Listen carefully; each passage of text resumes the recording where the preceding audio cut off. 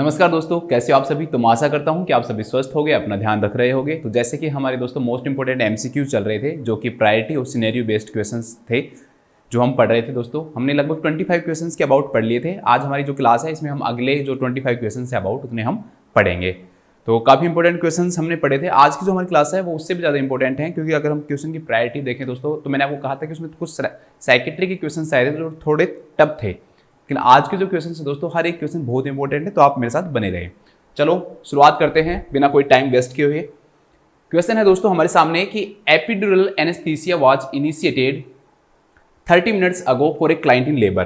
दोस्तों एक क्लाइंट है जो कि लेबर में था, उसके लिए एपिड्यूरल जो एनेस्थीसिया है वो दिया गया है, उसको शुरू किया गया है कब? 30 मिनट पहले। ठीक है, एक क्लाइंट लेबर के अंदर है, 30 मिनट पहले एपिड्यूरल एनेस्थीसिया उसको दिया गया है। The nurse identifies that the fetus is experiencing late decelerations. Nurse ये पाती है कि जो फीटस है उसको क्या देखने को मिल रहा है? लेट डेसिलिरेशन देखने को मिल रहा है। List the following nursing action in order of priority. अब आपके पास 5 यहाँ पे इंटरवेंशन दे रखे हैं, आपको इनको प्रायोरिटी के क्रम में, इनको सीक्वेंस में लगाना है कि सबसे ज्यादा प्रायोरिटी आप किसको दोगे, फिर किसको दोगे, फिर किसको दोगे। जैसे इंक्रीज आईवी फ्लूइड है, रिपोजिशन क्लाइंट ओनर साइड है। ठीक है, कि आप आईवी फ्लूइड को इंक्रीज करोगे। दूसरा रिपोजिशन क्लाइंट की जो पोजिशन है उसको चेंज करोगे। तीसरा दोस्तों reassess fetal heart rate pattern, कि आप जो फीटल हार्ट रेट की जो पैटर्न है दोस्तों उसको क्या करोगे? दोबारा से चेक करोगे। फिर if late deceleration persist notify the health care provider. अगर लेट डेसिलेशन अगर अभी भी बना हुआ है तो हेल्थ केयर प्रोवाइडर नोटिफाई करोगे और डॉक्यूमेंट्स करोगे जो भी चीजें हुई है मैटरनल फीटल रेस्पॉन्स, उन सबके बारे में। चलो बात करते हैं, थोड़ी सी बात करते हैं दोस्तों। एक बार एपिड्यूरल एनेस्थीसिया के बारे में बताता हूं।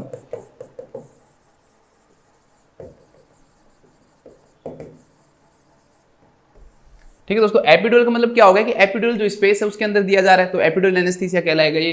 ठीक है, लेबर के दौरान दिया जाता है, लेबर की सभी स्टेजेस के अंदर काम करने वाला है। जैसे कुछ ऐसे इंटरवेंशंस होते हैं, कुछ ऐसे एनेस्थीसिया, जैसे आपने पुडेंटल ब्लॉक दिया, ठीक है, तो वो सेकंड स्टेज के अंदर ही काम करेगा। लेकिन एपिड्यूरल एनेस्थीसिया हर स्टेज के अंदर काम करता है, पेन में मदद करता है। लगभग दोस्तों अगर हम बात करें नॉर्मल लेवल के अंदर, तो ये लगभग T10 के लेवल पे दिया जाता है। ठीक है, T10 के लेवल पे दिया जाता है। आपने, मुझे पता है आप सोच रहे हो कि सर हमने T4 पढ़ा है, T4 का जो आता है वो सीजेरियन सेक्शन के लिए आता है। T4 का जो लेवल है वहां पर हम देते हैं वो सीजेरियन सेक्शन के लिए देते हैं। ठीक है, इसके अंदर कौन सी ड्रग यूज की जाती है? तो ब्यूपीवैकिन जो ड्रग है दोस्तों वो इसके अंदर क्या की जाती है? यूज की जाती है। ब्यूपीवैकिन जो ड्रग है वो इसके अंदर क्या की जाती है दोस्तों? यूज की जाती है। ठीक है, बस आपको इतना याद रखना है। एक क्वेश्चन और बन जाता है कि एपिड्यूरल एनेस्थीसिया का जो साइड इफेक्ट है वो क्या होता है? तो मेजर जो साइड इफेक्ट है दोस्तों इसका वो हाइपोटेंशन होता है। क्या होता है? हाइपोटेंशन। क्यों? क्योंकि ये वैसोडाइलेशन करवाता है, और कभी भी वेसल्स अगर डायलेट होती है ना दोस्तों, तो बीपी क्या होता है? कम होता है। कैसे? जैसे देखो एक छोटी वेसल है, तो यहाँ पर जो प्रेशर जो रहेगा वो ज्यादा रहेगा, और जब भी वेसल्स बड़ी होगी मतलब डायलेट होगी, तो जो प्रेशर जो हो जाता है दोस्तों वो क्या हो जाता है? कम हो जाता है। इसलिए ये वेसोडाइलेशन करवाने के कारण हाइपोटेंशन क्या करता है दोस्तों? कोज करता है। तो ये इसका एक क्या होता है? साइड इफेक्ट होता है। सिंपल सी बात है, ये एपिड्यूरल एनेस्थीसिया के बारे में मैंने आपको बताया है। इसके बाद में अगर हम बात करें दोस्तों, तो इसके अंदर एक टर्म और दे रखा है, दैट इज लेट डेसिलिरेशन। कि जो फीटस है ना दोस्तों, वो लेट डेसिलिरेशन क्या कर रहा है दोस्तों? फेस कर रहा है। क्या फेस कर रहा है? लेट डेसिलिरेशन फेस कर रहा है। ठीक है, तो थोड़ा सा लेट डेसिलेशन के बारे में बता देता हूं हल्का सा।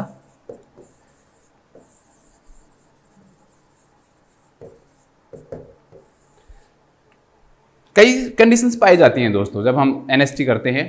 ठीक है, नॉन स्टेट टेस्ट करते हैं। जैसे अर्ली डेसिलेशन होता है, लेट डेसिलेशन होता है, वेरिएबल डेसिलेशन होता है। तो उनमें से एक होता है लेट डेसिलेशन। डेसिलेशन का मतलब क्या हो गया दोस्तों कि जो हार्ट बीट है, जो बच्चे की फीटल हार्ट रेट जो है दोस्तों, वो 15 बीट्स पर मिनट, कम से कम कितनी कम हो जाए?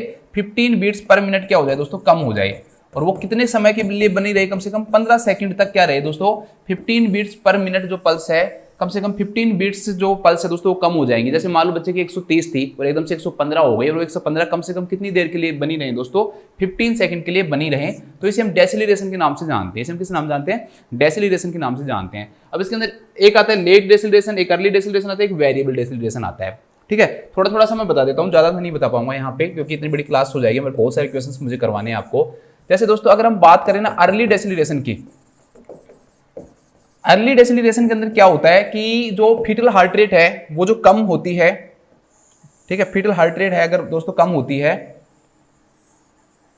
तो उसका जो पैटर्न होता है ना वो बिल्कुल कॉन्ट्रैक्शन के साथ होता है। वो बिल्कुल किसके साथ रहता है दोस्तों? कॉन्ट्रैक्शन के साथ रहता है। अभी समझाऊंगा।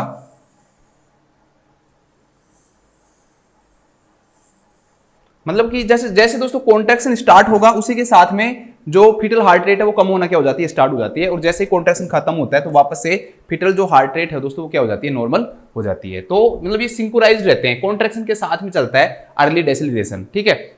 और डेसिलरेशन का मतलब वही यहाँ पर भी क्या होगी, हार्ट रेट है वो कम होगी, कितनी 15 कम होगी और 15 सेकंड के लिए कम से कम बनी रहेगी, ठीक है। एक हो गया दोस्तों लेट डेसिलरेशन, इसके अंदर बाद में होगा। बाद में का मतलब क्या होगा दोस्तों कि जैसे मान लो कि ये यहाँ पे कॉन्ट्रैक्शन आया, ये कॉन्ट्रैक्शन है, ये कॉन्ट्रैक्शन है, ये कॉन्ट्रैक्शन है और ये कॉन्ट्रैक्शन है। तो लेट डेसिलेशन में क्या हो जाता है दोस्तों कि जैसे ही कॉन्ट्रैक्शन खत्म हो गया ना उसके बाद में फीटल जो हार्ट रेट है ना वो कम होगी। जैसे यहाँ पर ये कॉन्ट्रैक्शन हो रहा था, यहाँ पर पीक आया फिर खत्म हो गया, यहाँ से कॉन्ट्रैक्शन स्टार्ट हुआ था, यहाँ पे क्या हो गया, कॉन्ट्रैक्शन खत्म हो गया। लेकिन यहाँ पर जैसे ही कॉन्ट्रैक्शन खत्म हुआ उसके बाद में फीटल जो हार्ट रेट है वो कम होना क्या हुई, स्टार्ट हुई। तो जैसे कॉन्ट्रैक्शन खत्म होने के बाद में होगा दोस्तों, इसके अंदर बस ये ध्यान रखना, जैसे कॉन्ट्रैक्शन खत्म हो जाएगा उसके बाद में फीटल हार्ट रेट क्या हो जाती है, कम हो जाती है। तो इसे हम किस नाम जानते हैं, लेट डेसिलेशन के नाम से हम इसे जानते हैं, ठीक है। बीट्स वही 15 बीट्स पर मिनट कम होगी, 15 सेकंड के लिए बनी रहेगी, ठीक है। वेरिएबल का मतलब ये होता है, बस यहीं पे बता देता हूँ, वेरिएबल का टाइम पीरियड से कोई लेना देना नहीं है, ना पहले है ना बाद में है, ना पहले है ना बाद में, वो कभी भी जो फीटल हार्ट रेट है दोस्तों वो कम हो सकती है। तो इसे हम किस नाम से जानते हैं, वेरिएबल डेसिलेशन के नाम से जानते हैं। देखो अब कुछ क्वेश्चंस आते हैं, बस इतना, अगर आपको ये समझ में भी नहीं आया तो कोई बड़ी बात नहीं है, बस आप एक ट्रिक याद कर लो, व्हील चॉप के नाम से एक ट्रिक याद कर लो दोस्तों। ये क्वेश्चन बहुत बार आता है एग्जाम में, वो आपसे सीधा पूछता है कि वेरिएबल अगर डेसिलेशन हो रहा है तो उसका क्या कारण है, अर्ली डेसिलेशन हो रहा है तो क्या कारण है, यहाँ पर सिर्फ एसिलरेशन दे रखा है वो क्या है, और लेट डेसिलरेशन हो रहा है तो क्या कारण है। ये तीनों डेसिलरेशन है, ये भी डेसिलरेशन है, ये भी डेसिलरेशन है, ये भी क्या है, डेसिलरेशन है। तो पूछता है कि वेरिएबल अगर डेसिलरेशन हो रहा है तो उसका क्या कारण है। तो दोस्तों वेरिएबल डेसिलरेशन का जो कारण मानते हैं ना वो कोल्ड कंप्रेशन मानते हैं। बस आपको इतना याद रखना है कि वेरिएबल डेसिलेशन का क्या कारण होता है दोस्तों, कोल्ड कंप्रेशन। डायरेक्टली क्वेश्चन आ जाता है ये कि भाई कोल्ड कंप्रेशन में कौन सी चीज देखने को मिलती है, वेरिएबल डेसिलरेशन, या वेरिएबल डेसिलरेशन में क्या देखने को, किसके कारण होता है, वो कोल्ड कंप्रेशन के कारण होता है। अर्ली, ठीक है, अर्ली का एस से याद रखो, ठीक है। हेड कंप्रेशन, बच्चे का जो हेड है दोस्तों क्या हो जाता है, कंप्रेस हो जाता है, तो उसके कारण क्या देखने को मिलता है, अर्ली डेसिलेशन देखने को मिलता है। एसिलरेशन का मतलब हार्ट बीट का बढ़ना, वो बच्चे के लिए क्या होता है दोस्तों, ओके होता है, ठीक है। इसके बाद है लेट डेसिलरेशन। तो लेट डेसिलरेशन का कारण जो होता है दोस्तों that is placental insufficiency. Placental insufficiency का मतलब क्या है दोस्तों कि जो प्लासेंटा है ना उसको उचित मात्रा के अंदर मदर से क्या नहीं मिल रहा है, ब्लड नहीं मिल रहा है, और वो आगे जो बेबी को जो ब्लड की जो सप्लाई कर पा रहा है ना वो नॉर्मल सप्लाई नहीं कर पा रहा है, ठीक है, वो नॉर्मल सप्लाई नहीं कर पा रहा है, ठीक है। यहां पे मान लो ये मदर है,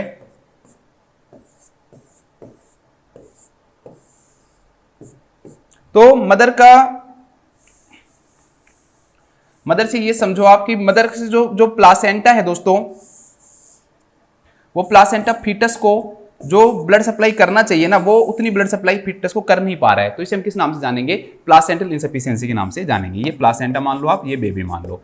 तो प्लासेंटा से क्या होता है दोस्तों, प्लासेंटा के अंदर इंटरविलस स्पेस पाया जाता है, वहां पर मैटरनल जो ब्लड है वो पहुंचता है, उसके बाद में वहां से जो न्यूट्रिएंट्स होते हैं, ऑक्सीजन है वो ले ली जाती है बच्चे तक। ब्लड का एक्सचेंज नहीं होता है लेकिन न्यूट्रिएंट्स की तो जरूरत होती है ना, तो सही उचित मात्रा में अगर वहां पर स्पेस पे ब्लड ही नहीं पहुंचेगा तो जो न्यूट्रिएंट्स है वो भी नहीं मिल पाएंगे, ठीक है। तो उसके कारण क्या होगा दोस्तों, प्लासेंटल इनसफिशिएंसी के नाम से हम इसे जानते हैं। इसे किस नाम जानते हैं, प्लासेंटल इनसफिशिएंसी। तो यहां पर यही दे रखा है कि उसको क्या देखने को मिल रहा है दोस्तों, यहां पर कंडीशन प्लासेंटल इनसफिशिएंसी देखने को मिल रही है। देखो क्वेश्चन में ये तो दे रखा है ना, क्या हो रहा है, लेट डिसलिरेशन, और लेट डिसलिरेशन का जो कारण है दोस्तों वो यहां पर हमने पढ़ा है कि प्लासेंटल इनसफिशिएंसी होती है। तो यहां पर क्या हो रहा है, प्लासेंटल इनसफिशिएंसी देखने को मिल रही है। अब आपको प्लासेंटल जो इनसफिशिएंसी जो दोस्तों देखने को मिल रही है इसको आपको क्या करना है, ट्रीट करना है। अब ऑप्शन दे रखे हैं, पहला कौन सा करोगे आप, दूसरा, पहला, तीसरा, चौथा, पांचवा, पहला, दूसरा, चौथा, तीसरा, पांचवा, ऐसे ये चारों ऑप्शन है। इसके अकॉर्डिंग आपको इसका क्या देना है दोस्तों, आंसर देना है। तो ध्यान रखना, प्लासेंटल इनसफिशिएंसी है, चाहे उसका कारण मान लो दोस्तों कोल्ड कंप्रेशन नहीं है, ठीक है, और कोई रीजन नहीं है, लेकिन फिर भी क्या होता है दोस्तों कि प्लासेंटा तक सही तरह से ब्लड नहीं पहुंचने का कारण एक हाइपोटेंशन भी हो सकता है। मदर का क्या हो सकता है, हाइपोटेंशन। तो कई बार मदर क्या होती है दोस्तों, सुपाइन पोजीशन में रहती है। तो मदर जब सुपाइन पोजीशन के अंदर रहती है ना दोस्तों, तो मदर का जो इंफीरियर जो वेना कावा है ना, मदर का इंफीरियर वेना कावा है वो यूट्रस के द्वारा क्या हो जाता है, कंप्रेस हो जाता है। यूट्रस के द्वारा क्या हो जाता है दोस्तों, कंप्रेस हो जाता है। मदर के सुपाइन पोजीशन में होने के कारण मदर का जो इंफीरियर वेना कावा है दोस्तों वो क्या हो जाता है, कंप्रेस हो जाता है। किसके कारण, यूट्रस के कारण। जब ये कंप्रेस होगा दोस्तों तो जो जो हार्ट तक जो ब्लड पहुंचेगा वो क्या हो जाएगा, कम हो जाएगा। और जब मदर के हार्ट तक ब्लड कम पहुंच रहा है दोस्तों, तो आगे जो मदर ब्लड पहुंचाएगी वो भी कम होगा, तो फिर वो ब्लड जो प्लासेंटा तक जाएगा वो भी क्या पहुंचेगा, कम पहुंचेगा। क्यों? क्योंकि इंफीरियर वेना कावा इस ब्लड को कहां पहुंचाएगी दोस्तों, हार्ट के अंदर पहुंचाएगी, ठीक है, राइट एट्रियम के अंदर छोड़ेगी मान लो। तो यहां से ये जो ब्लड है दोस्तों, ये मदर का हार्ट बता रहा हूं मैं, कहीं आप सोचो बेबी का है सर, ऐसे यहाँ पर फोरामिन नोवेल है, ऐसे मत सोच लेना, ठीक है। मदर के जो लंग्स है उनको सैचुरेट करेंगे, यहाँ पर ब्लड की अमाउंट कम होगी, यहाँ पर अरोटा के अंदर जो अमाउंट है वो भी कम जाएगी। अरोटा से ब्लड कहाँ पहुंचेगा, प्लासेंटा तक पहुंचेगा, मतलब कि प्लासेंटा इंटरविलस जो स्पेस है वहां तक पहुंचेगा। तो वहां तक जो ब्लड की सफिशिएंसी क्या होगी दोस्तों, कम होगी। इसलिए हम कोशिश ये देखते हैं कि मदर कहीं सुपाइन पोजीशन में तो नहीं है। इस कंडीशन को सुपाइन हाइपोटेंशन सिंड्रोम के नाम से जानते हैं। इसे किस नाम जानते हैं, सुपाइन हाइपोटेंशन सिंड्रोम, कि मदर के सुपाइन पोजीशन में होने के कारण मदर के अंदर क्या हो जाता है, हाइपोटेंशन हो जाता है। तो इसे हम सुपाइन हाइपोटेंशन सिंड्रोम के नाम से जानते हैं। इसलिए हम पहला काम ये करते हैं कि जो मदर है ना भाई, उसको यहां से लेटा के हम उसको क्या देते हैं दोस्तों, पोजीशन उसकी क्या करते हैं, चेंज करते हैं, उसको लेफ्ट लेटरल पोजीशन क्या करते हैं, देते हैं, ठीक है। फिर हम क्या देते हैं, लेफ्ट लेटरल पोजीशन देते हैं। तो प्लासेंटल इनसफिशिएंसी को दूर करने के लिए पहला काम हम क्या करेंगे दोस्तों, मदर की जो पोजीशन है ना उसको क्या करेंगे, चेंज करेंगे। तो मदर की पोजीशन को चेंज करेंगे। अब यहाँ पर ऑप्शन देखो कहाँ है, reposition client on her side, ठीक है, ऐसे डायरेक्टली नहीं दे रखा पोजीशन, लेकिन ऐसे लिखा हुआ रीपोजिशन, मतलब वापस से पोजीशन को क्या करना है, चेंज करना है उसके साइड पे, मतलब लेफ्ट लैटरल पोजीशन देंगे। तो पहला काम क्यों देंगे वो मैंने आपको बता दिया। प्लासेंटल इनसफिशिएंसी का कारण मैटरनल हाइपोटेंशन भी हो सकता है, that can be occur due to the being in supine position, ठीक है, जो मदर है वो सुपाइन पोजीशन में है, उसके कारण भी हो सकता है। तो रिपोजिशन करेंगे हम, सबसे पहले पोजीशन क्या करेंगे दोस्तों, चेंज करेंगे। वैसे भी इस क्वेश्चन का आंसर हमें मिल गया है, लेकिन मैं फिर भी आपको सारा समझाऊंगा क्योंकि दो इसी में दे रखा है, तो सेकंड इसमें कोई दे नहीं रखा, सबसे पहला दूसरा। इसके बाद हम दोस्तों क्या करते हैं, इसके बाद नेक्स्ट हमें क्या करना है दोस्तों कि जो मदर जो प्लासेंटल इनसफिशिएंसी का दूसरा रीजन क्या है, मैंने आपको बताया। प्लासेंटल इनसफिशिएंसी का मतलब ये हो गया कि जो ब्लड है ना वो सही मात्रा में नहीं पहुंच रहा। और ब्लड किससे बनता है दोस्तों, ब्लड वाटर से बनता है। मतलब अगर हम आईवी फ्लूइड की अमाउंट को और बढ़ाएंगे दोस्तों, तो ब्लड की अमाउंट भी क्या होगी, इंक्रीज होगी। तो इसलिए हम दूसरा जो एक्शन करते हैं दोस्तों, वो क्या करते हैं, इंक्रीज करते हैं दोस्तों आईवी फ्लूइड को। इसके बाद हम क्या करते हैं दोस्तों, इंक्रीज करते हैं आईवी फ्लूइड को। तो आईवी फ्लूइड को हम क्या करेंगे, इंक्रीज। पहला हम करेंगे रिपोजिशन क्लाइंट ओनर साइड, ठीक है। उससे क्या होगा, ये जो कंप्रेशन है वो हट जाएगा, ठीक है, इससे कंप्रेशन हट जाएगा तो और ज्यादा मात्रा में ब्लड पहुंचेगा प्लासेंटा तक। अब हम आईवी फ्लूइड की अमाउंट को क्या करेंगे, इंक्रीज करेंगे। तो ज्यादा फ्लूइड होगा तो हार्ट तक ज्यादा पहुंचेगा, हार्ट तक ज्यादा पहुंचेगा तो हार्ट प्लासेंटा तक क्या पहुंचाएगा, अमाउंट को ज्यादा पहुंचाएगा। तो अब प्लासेंटा तक ब्लड की जो अमाउंट होगी, जो इंटरविलस स्पेस के अंदर, वो क्या पहुंचेगी, ज्यादा पहुंचेगी। तो वहां से ज्यादा मात्रा में वाटर, न्यूट्रिएंट्स, ऑक्सीजन वो ली जाएगी, ठीक है, किसके द्वारा, बेबी के द्वारा। तो इसलिए दूसरा काम हम क्या करेंगे दोस्तों, आईवी फ्लूइड जो है ना उसको क्या करते हैं, इंक्रीज करते हैं। तो दूसरा हम हो गया आईवी फ्लूइड को इंक्रीज करना। अब इसके बाद में दोस्तों क्या किया हमने, अब हमें मान लो कि हमने जो इंटरवेंशन किए, हमने दो इंटरवेंशन कर लिए, मदर को पोजीशन चेंज कर दी, आईवी फ्लूइड को इंक्रीज कर दिया। अब हमें ये देखना है कि ये जो इंटरवेंशन हमने किए हैं ना, ये कुछ हेल्पफुल हुए हैं, नहीं हुए, कुछ काम आए हैं या नहीं आए। तो वो कैसे पता लगेगा, क्योंकि हमने देखा था कि इस क्वेश्चन के अंदर क्या हो रहा है, लेट डेसिलरेशन हो रहा है। तो अगर वो ठीक हो गया, अगर वो लेट डेसिलेशन ठीक हो गया, तो इसका मतलब हमने जो इंटरवेंशन किए थे वो क्या है, ठीक है। लेट डेसिलेशन अगर गायब हो गया, हार्ट रेट जो डिप हुई थी, 15 बीट कम हुई थी दोस्तों, वो वापस से नॉर्मल पे आ गई। तो इसका मतलब यहाँ पर हम ये समझ जाएंगे कि भाई हमने जो इंटरवेंशन किए थे, पोजीशन को चेंज करना और आईवी फ्लूइड को इंक्रीज करना, वो हमारे काम किए हैं। तो वो कब पता लगेगा, हमें रीअसेस। दूसरा, इसके जस्ट बाद हमें हेल्थ केयर प्रोवाइडर को बताना है। तो हेल्थ केयर प्रोवाइडर हमसे पूछेगा, मान लो कि भाई फीटल हार्ट रेट क्या है, तो आप ऐसे थोड़ी कहोगे कि मैंने ये दोनों चीजें कर दी थी, उससे पहले चेक की थी। नहीं, आपको जस्ट उससे पहले की जो हार्ट रेट है ना दोस्तों, वो हेल्थ केयर प्रोवाइडर को जाकर क्या करनी है, बतानी है। तो हेल्थ केयर प्रोवाइडर को बताने से पहले एक बार और आप फीटल हार्ट रेट को क्या करोगे दोस्तों, असेस करोगे। तो दो कारणों से असेस करोगे आप फीटल हार्ट रेट को। एक तो क्या, जो इंटरवेंशन आपने किए हैं उनका कुछ फायदा हुआ है या नहीं हुआ। दूसरा, आपको हेल्थ केयर प्रोवाइडर को बिल्कुल करंट आपको क्या बतानी है, फीटल की हार्ट रेट बतानी है। इसलिए तीसरा जो हम काम करेंगे दोस्तों, वो क्या करेंगे, दोबारा से फीटल जो हार्ट रेट है उसको क्या करेंगे दोस्तों, असेस करेंगे, रीअसेस करेंगे फीटल हार्ट रेट के पैटर्न को। अब हमने देखा फीटल हार्ट रेट का पैटर्न, दो कंडीशन बनेगी, क्या तो नॉर्मल हो जाएगा, क्या एबनॉर्मल रहेगा। तो नॉर्मल हो गया तो कोई प्रॉब्लम है ही नहीं, हम डॉक्यूमेंट कर लेंगे कि भाई नॉर्मल है। अगर एबनॉर्मल है, मतलब अभी भी इन दोनों चीजों के करने के बावजूद भी जो फीटल हार्ट रेट है वो नहीं बढ़ी, लेट डेसिलरेशन अभी भी क्या है दोस्तों, बना हुआ है, तो हमें हेल्थ केयर प्रोवाइडर को नोटिफाई करना क्या है, जरूरी है। तो इसलिए हम इसके बाद if late deceleration persist notify the health care provider, ठीक है। सबसे उसके बाद हम लेट डेसिलेशन को क्या कर देंगे दोस्तों, अगर अभी भी प्रेजेंट है तो जो नोटिफाई कर देंगे हेल्थ केयर प्रोवाइडर को। नेक्स्ट दे रखे इसमें document intervention related maternal fetal response, बस कुछ ही नहीं, जो भी चीजें हुई हैं उन सबको हमें क्या करना है दोस्तों, डॉक्यूमेंट करना है। ये चीज तो सब में ही आती है।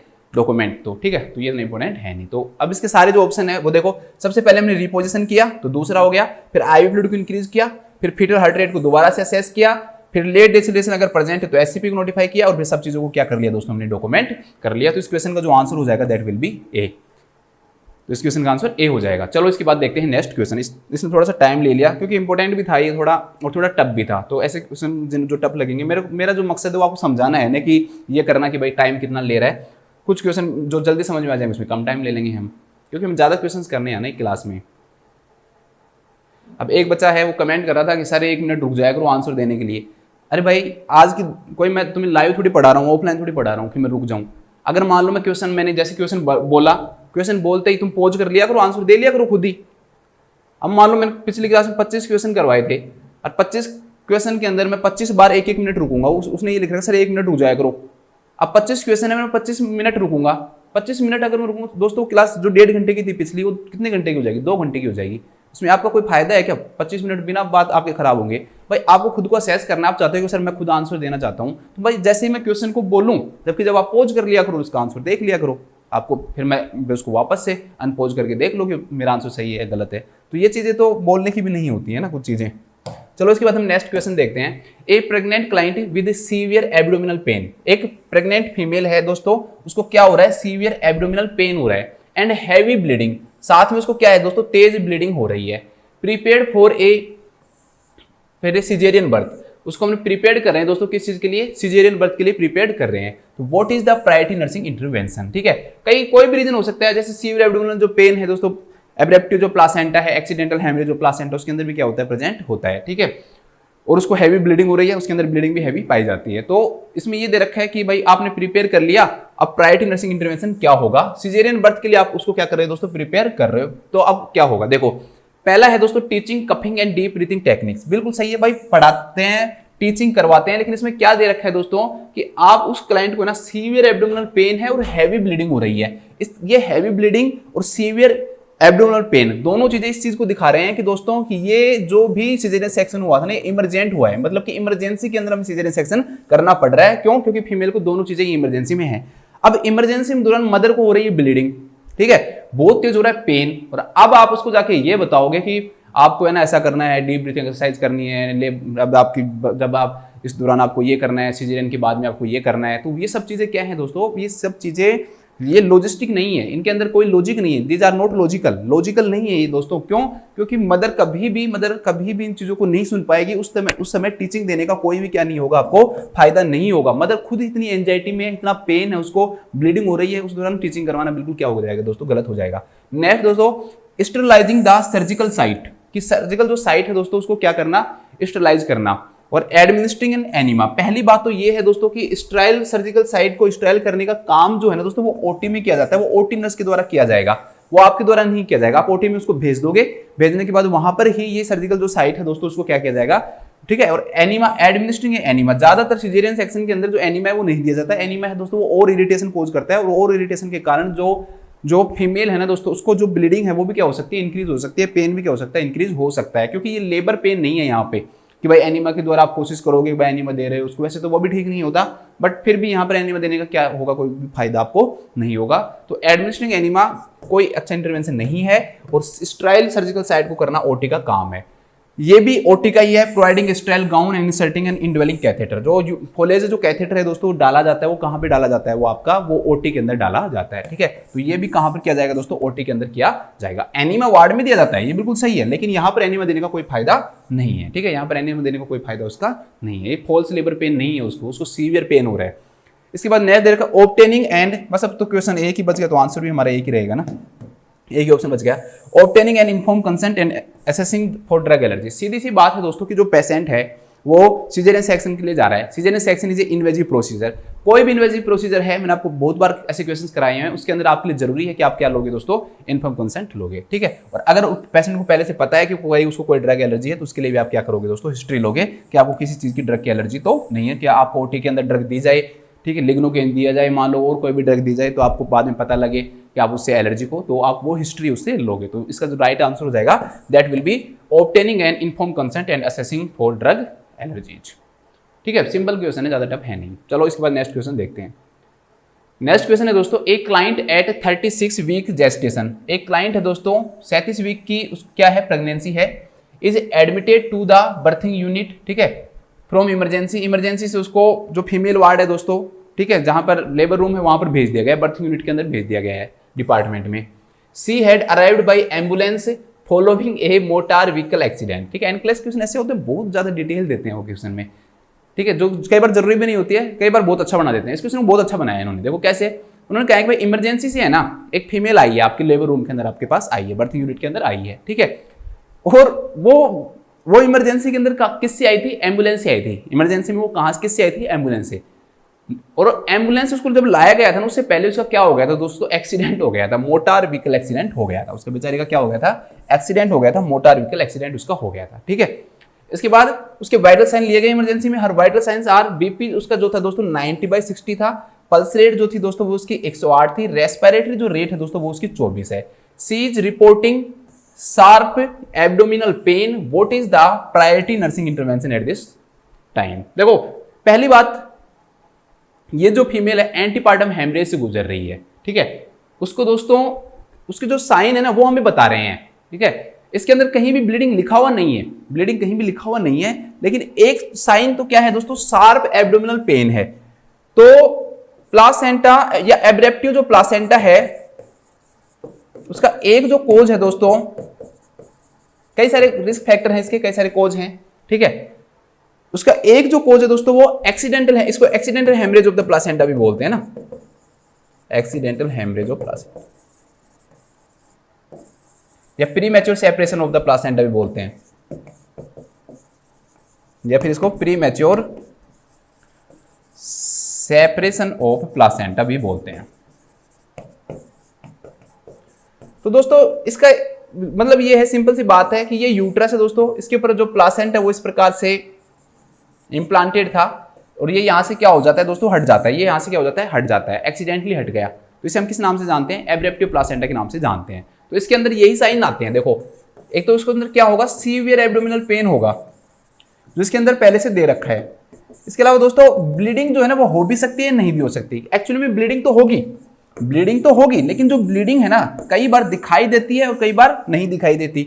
जो दिखाई देती है वो रिवेल्ड है, और जो नहीं दिखाई दे रही वो कंसील्ड है। तो कई बार क्या होता है दोस्तों, यहां से ब्लीडिंग होने के बाद में है ना, यहीं पर क्या हो जाती है, ब्लीडिंग यहां से होने के बाद यहीं पर क्या हो जाती है दोस्तों, कलेक्ट हो जाती है और वो बाहर नहीं आ पाती, ठीक है। लेकिन वो हम साइन सिम्टम के द्वारा क्या लगा लेते हैं, पता लगा लेते हैं। क्योंकि अगर किसी भी पेशेंट को, फीमेल को अगर ब्लड की क्या हुई है दोस्तों, ब्लीडिंग हुई है, तो ब्लड की कमी होगी, और अगर उसको ब्लड की दोस्तों कमी होगी तो उस फीमेल के अंदर हमेशा उसका बीपी क्या होगा, कम होगा। तो उसका बीपी क्या हो रहा है, यहाँ पे कम हो रहा है, ठीक है। पल्स रेट और रेस्पिरेटरी रेट क्या होगी दोस्तों, इंक्रीज होगी। बॉडी कंपनसेट करने की कोशिश करेगी, ठीक है, कि ज्यादा हार्ट ज्यादा काम करेगा, कि भाई जो ब्लड की जो सप्लाई कम हो रही है वो क्या हो दोस्तों, इंक्रीज हो।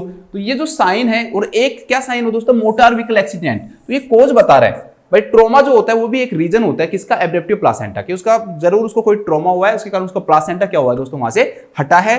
प्लासेंटा हटने के बाद उसको पक्का सीवियर एब्डोमिनल पेन हुआ है, उसके साथ में उसको इंटरनल ब्लीडिंग हुई है। इस क्वेश्चन में कहीं दिखाई नहीं दे रखा, मतलब कंसील्ड टाइप की ब्लीडिंग है। वो कौन सी टाइप की ब्लीडिंग है दोस्तों, वो कंसील्ड टाइप की ब्लीडिंग है, जो हमें दिखाई नहीं दे रही है। अंदर ही क्या हो रहा है दोस्तों, वो ब्लीडिंग क्या हो रही है, कलेक्ट हो रही है, ठीक है। ये क्वेश्चन आपका क्लियर हो गया। अब हम ऑप्शन पे आते हैं। तो इस सब चीज के अंदर क्या किया जाएगा, ऑप्शन ए है कि भाई इलेक्ट्रॉनिक फीटल जो मॉनिटर है वो अप्लाई करेंगे, या फिर पॉसिबल सिजेरियन बर्थ के लिए प्रिपेयर करेंगे, ब्लड सैंपल लेंगे हम क्रॉस मैचिंग के लिए, और ब्लड ग्रुप कौन से टाइप का है, या फिर जो अमाउंट ऑफ वेजाइनल ब्लीडिंग है वो असेस करेंगे। देखो फोर्थ जो ऑप्शन है वो वैसे ही गलत हो गया। क्यों, इसमें कहीं भी हमें ये नहीं दे रखा। मैंने आपको बताया था कि सारे जो सिम्टम्स हैं these are showing internal bleeding, ठीक है, ये शो कर रहे हैं concealed type of abruptive placenta, कि जो एब्रेप्टिव प्लासेंटा कंसील्ड टाइप का ब्लीडिंग शो नहीं हो रही है। तो यहां पर अमाउंट ऑफ वेजाइनल ब्लीडिंग जो असेस करने है कोई फायदा ही नहीं होगा हमें, ठीक है। इसके बाद में दोस्तों नेक्स्ट इसके अंदर दे रखा है prepare for a possible caesarean birth. देखो सिजेरियन बर्थ हम करेंगे मान लो, लेकिन सिजेरियन बर्थ करने की क्या है सबसे पहली प्रायोरिटी, ये देखिए भाई बच्चा जो है वो लाइव है या नहीं है, बच्चे की कहीं डेथ तो नहीं हो गई है, ठीक है। और सिजेरियन बर्थ को बच्चे मदर को प्रिपेयर करेंगे, उससे पहले हम सैंपल वैंपल लेंगे। उससे पहले हम क्या करेंगे दोस्तों, ये जो ब्लड का सैंपल लेंगे भाई क्रॉस मैचिंग का, मान लो अगर आगे जरूरत पड़ जाए तो, ठीक है।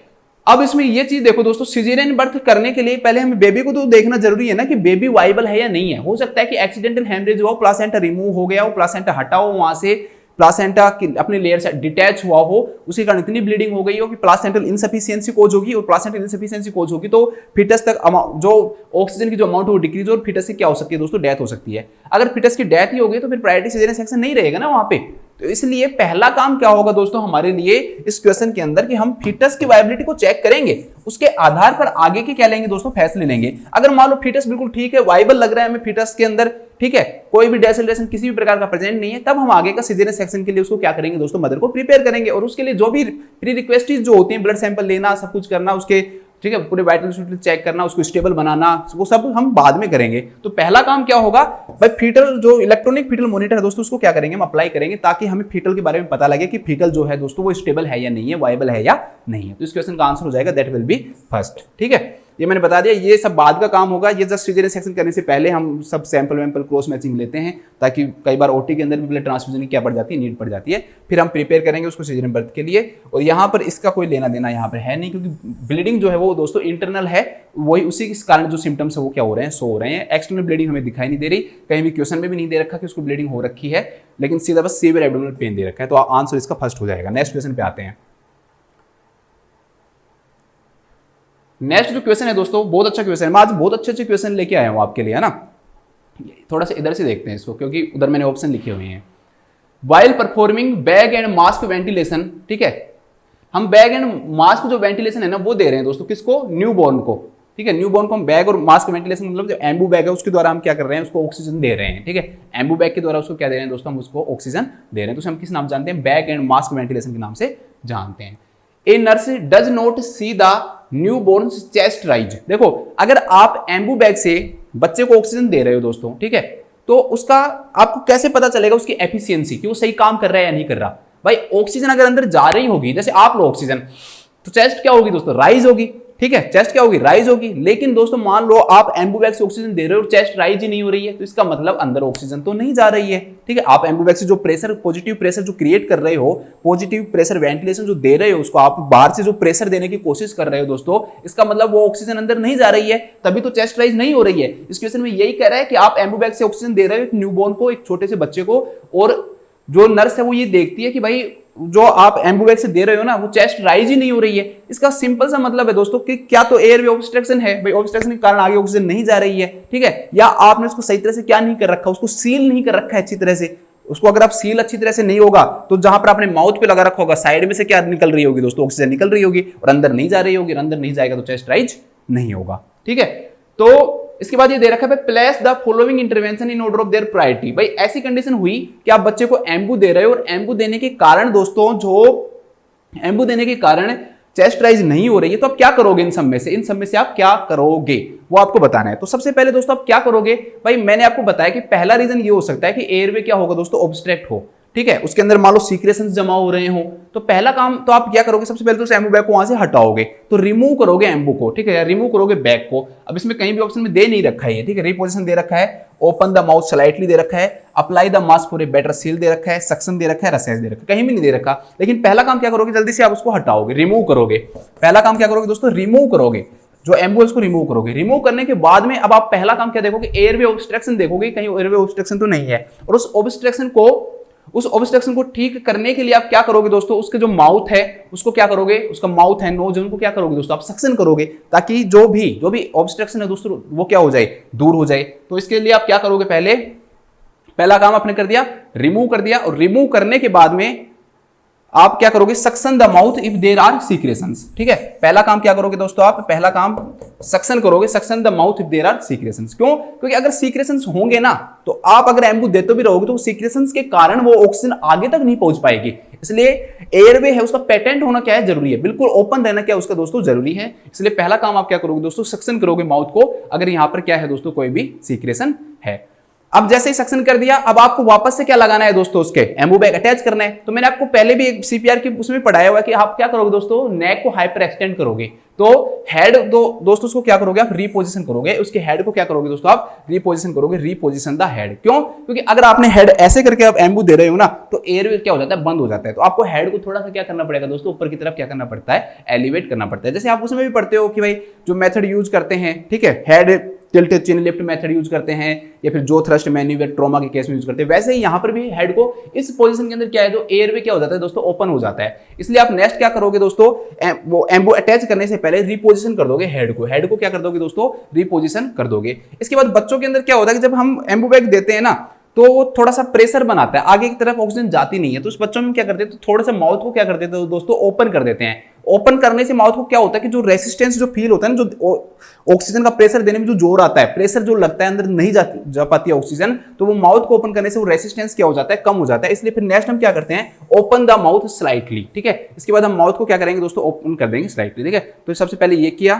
फिर दूसरे नंबर पे ये किया, फिर हमने ओपन द माउथ स्लाइटली कर दिया, ठीक है। अब इसके बाद में हम क्या करेंगे दोस्तों, अब हमें लगाना है, और मैंने पहले बताया है कि एक कारण ये हो सकता है कि आपने सील क्या नहीं दोस्तों अच्छे से नहीं रखी हो। अब वापस से अटैच करोगे, और वापस से अटैच करने के बाद आप एक सील, अच्छी वाली सील बनाओगे, तो apply the mask for a better seal. तो अब मास्क के ऊपर क्या करोगे दोस्तों, बेटर सील लगाओगे, तो ये चौथा हो जाएगा। अब उसके बाद में दोस्तों आपको कैसे पता लगेगा कि सही लगा या नहीं लगा, भाई फिटस का रेस्पॉन्स, वापस से चेस्ट राइज देखो, अगर चेस्ट राइज सही नहीं हो रही है, इसका मतलब आपने सही से नहीं लगाया है। तो वापस से assess the neonates response to these measures, कि जो आपने चारों इंटरवेंशन किए हैं इनका कोई फायदा हुआ भी या नहीं हुआ, तो वो उसको क्या करो, असेस करो। उसको कैसे असेस करोगे, आप जब उसको एम्बू दोगे, तो एम्बू देने के बाद आपको क्या होगा, चेस्ट राइज दिखाई देगी, इसका मतलब क्या है दोस्तों, वो इफेक्टिव है। और अगर नहीं दिखाई दे रही तो इसका मतलब आप सही से नहीं कर रहे हो, कोई ना कोई प्रॉब्लम अभी भी बनी हुई है। तो फिर पांचवा ये हो जाएगा। तो इसका आंसर क्या हो जाएगा, पहला फोर्थ है ना, फोर्थ, फिर 1, फिर सेकंड, फिर थर्ड, फिर 5, ये बी इसका क्या हो जाएगा दोस्तों, आंसर हो जाएगा 4 1 2 3 5। आपको दिख नहीं रहा हो तो ये देखना, 4 1 2 3 5 will be the answer of this question. इससे ज्यादा टफ क्वेश्चन कुछ बन ही नहीं सकता, हर चीज प्रायोरिटी दे रखी है, फिर उसके भी सीक्वेंस दे रखे हैं आपको क्वेश्चन में, ठीक है। इस क्वेश्चन को सिंपल बनाना कितना आसान होगा दोस्तों। इस क्वेश्चन को मतलब इतना बड़ा नहीं देकर वो ये भी दे सकता है डायरेक्टली कि भाई इस ऐसी कंडीशन है तो फर्स्ट प्रायोरिटी क्या होगी, बस ये डायरेक्टली दे सकता है। तो इस क्वेश्चन का फिर आंसर क्या हो जाएगा, बस suction the mouth if there are secretions, ठीक है। चलो नेक्स्ट क्वेश्चन पे आते हैं। तभी तो मैं कह रहा हूं आज के जो क्वेश्चंस है ना, बहुत अच्छे अच्छे क्वेश्चंस बना के लाए हैं हम आपके लिए। An infant develops purulent conjunctivitis, ठीक है। एक साल तक का बच्चा है, इन्फेंट कहलाता है, उसको प्यूरुलेंट कंजक्टिवाइटिस की कंडीशन है on the 4th day of life, ठीक है। उसके जन्म के 4वें दिन देखा कि उसके अंदर क्या पाया गया, प्यूरुलेंट कंजक्टिवाइटिस है। Is brought to the emergency department, उसको कहां लाया गया है दोस्तों, इमरजेंसी डिपार्टमेंट के अंदर लाया गया है। What is the priority nursing action, कि ऐसे क्लाइंट के अंदर प्रायोरिटी नर्सिंग एक्शन क्या होगा। ये एक है ना फैक्चुअल क्वेश्चन है। फैक्चुअल का मतलब दोस्तों आपको अगर इससे रिलेटेड नॉलेज पता है ना, तो ये आप सही कर पाओगे। आप अपना कितना भी ब्रेन लगा लो, अपना कितना भी माइंड यूज कर लो, आप कभी भी इसका आंसर वैसे नहीं दे पाओगे। कैसे, कारण मैं बताता हूं। देखो बच्चों के अंदर जब भी दोस्तों प्यूरुलेंट कंजक्टिवाइटिस होता है, प्यूरुलेंट कंजक्टिवाइटिस, तो उसका एक जो रीजन है ना दोस्तों, वो क्लैमाइडिया ट्रैकोमेटिस होता है। क्लैमाइडिया ट्रैकोमेटिस इसका क्या होता है दोस्तों, एक कोज होता है। और बच्चों के अंदर ये क्लैमाइडिया जो ट्रैकोमेटिस है दोस्तों, ये माइक्रो ऑर्गेनिज्म है। ये माइक्रो ऑर्गेनिज्म न्यूमोनिया भी कोज करता है। और न्यूमोनिया बच्चों के अंदर बहुत फैटल होता है, मतलब बच्चे की डेथ होने के चांसेस न्यूमोनिया के कारण क्या हो जाते हैं दोस्तों, बहुत ज्यादा हो जाते हैं। और न्यूमोनिया एयरवे से भी रिलेटेड है। तो फर्स्ट जो प्रायोरिटी है ऐसे केस के अंदर जो प्यूरुलेंट कंजक्टिवाइटिस के होंगे, क्यों, क्योंकि क्लैमाइडिया ट्रोकोमेटिस के कारण उसे क्या हुआ होगा दोस्तों, प्यूरुलेंट कंजक्टिवाइटिस। और हो सकता है इस क्लैमाइडिया ट्रोकोमेटिस ने क्या और कोज किया हो दोस्तों, साथ में न्यूमोनिया भी कोज किया हो। तो उस बच्चे के अंदर हमारा पहला काम क्या है दोस्तों, कि उस बच्चे के अंदर हम न्यूमोनिया को क्या करेंगे, चेक करेंगे कहीं उसके अंदर न्यूमोनिया तो नहीं हो गया हो। इस क्वेश्चन को फैक्चुअल बोलते हैं, क्योंकि आपको ये नॉलेज अगर नहीं है ना कि भाई क्लैमाइडिया ये किसके कारण होता है, ये न्यूमोनिया भी कोज करते हैं, तो आप इसका आंसर कैसे दे पाओगे, ठीक है। इसलिए ऐसे क्वेश्चन को हम फैक्चुअल क्वेश्चन बोलते हैं। तो पहला काम क्या करोगे दोस्तों, आप assess for sign of pneumonia. ऐसे बच्चों के अंदर हम सबसे पहले जो न्यूमोनिया के जो साइन हो क्या करेंगे, हम असेस करेंगे। सेकंड दे रखा है secure an order for allergy testing for infant, ठीक है। इसमें इस क्वेश्चन में हमें ऐसा कोई भी डाटा नहीं दिया गया है दोस्तों कि उसको ऐसा होने का जो कारण है ना दोस्तों, प्यूरुलेंट कंजक्टिवाइटिस होने के कारण कोई एलर्जी है, तो एलर्जी टेस्टिंग का यहां से हमें कोई लेना देना नहीं है, ठीक है।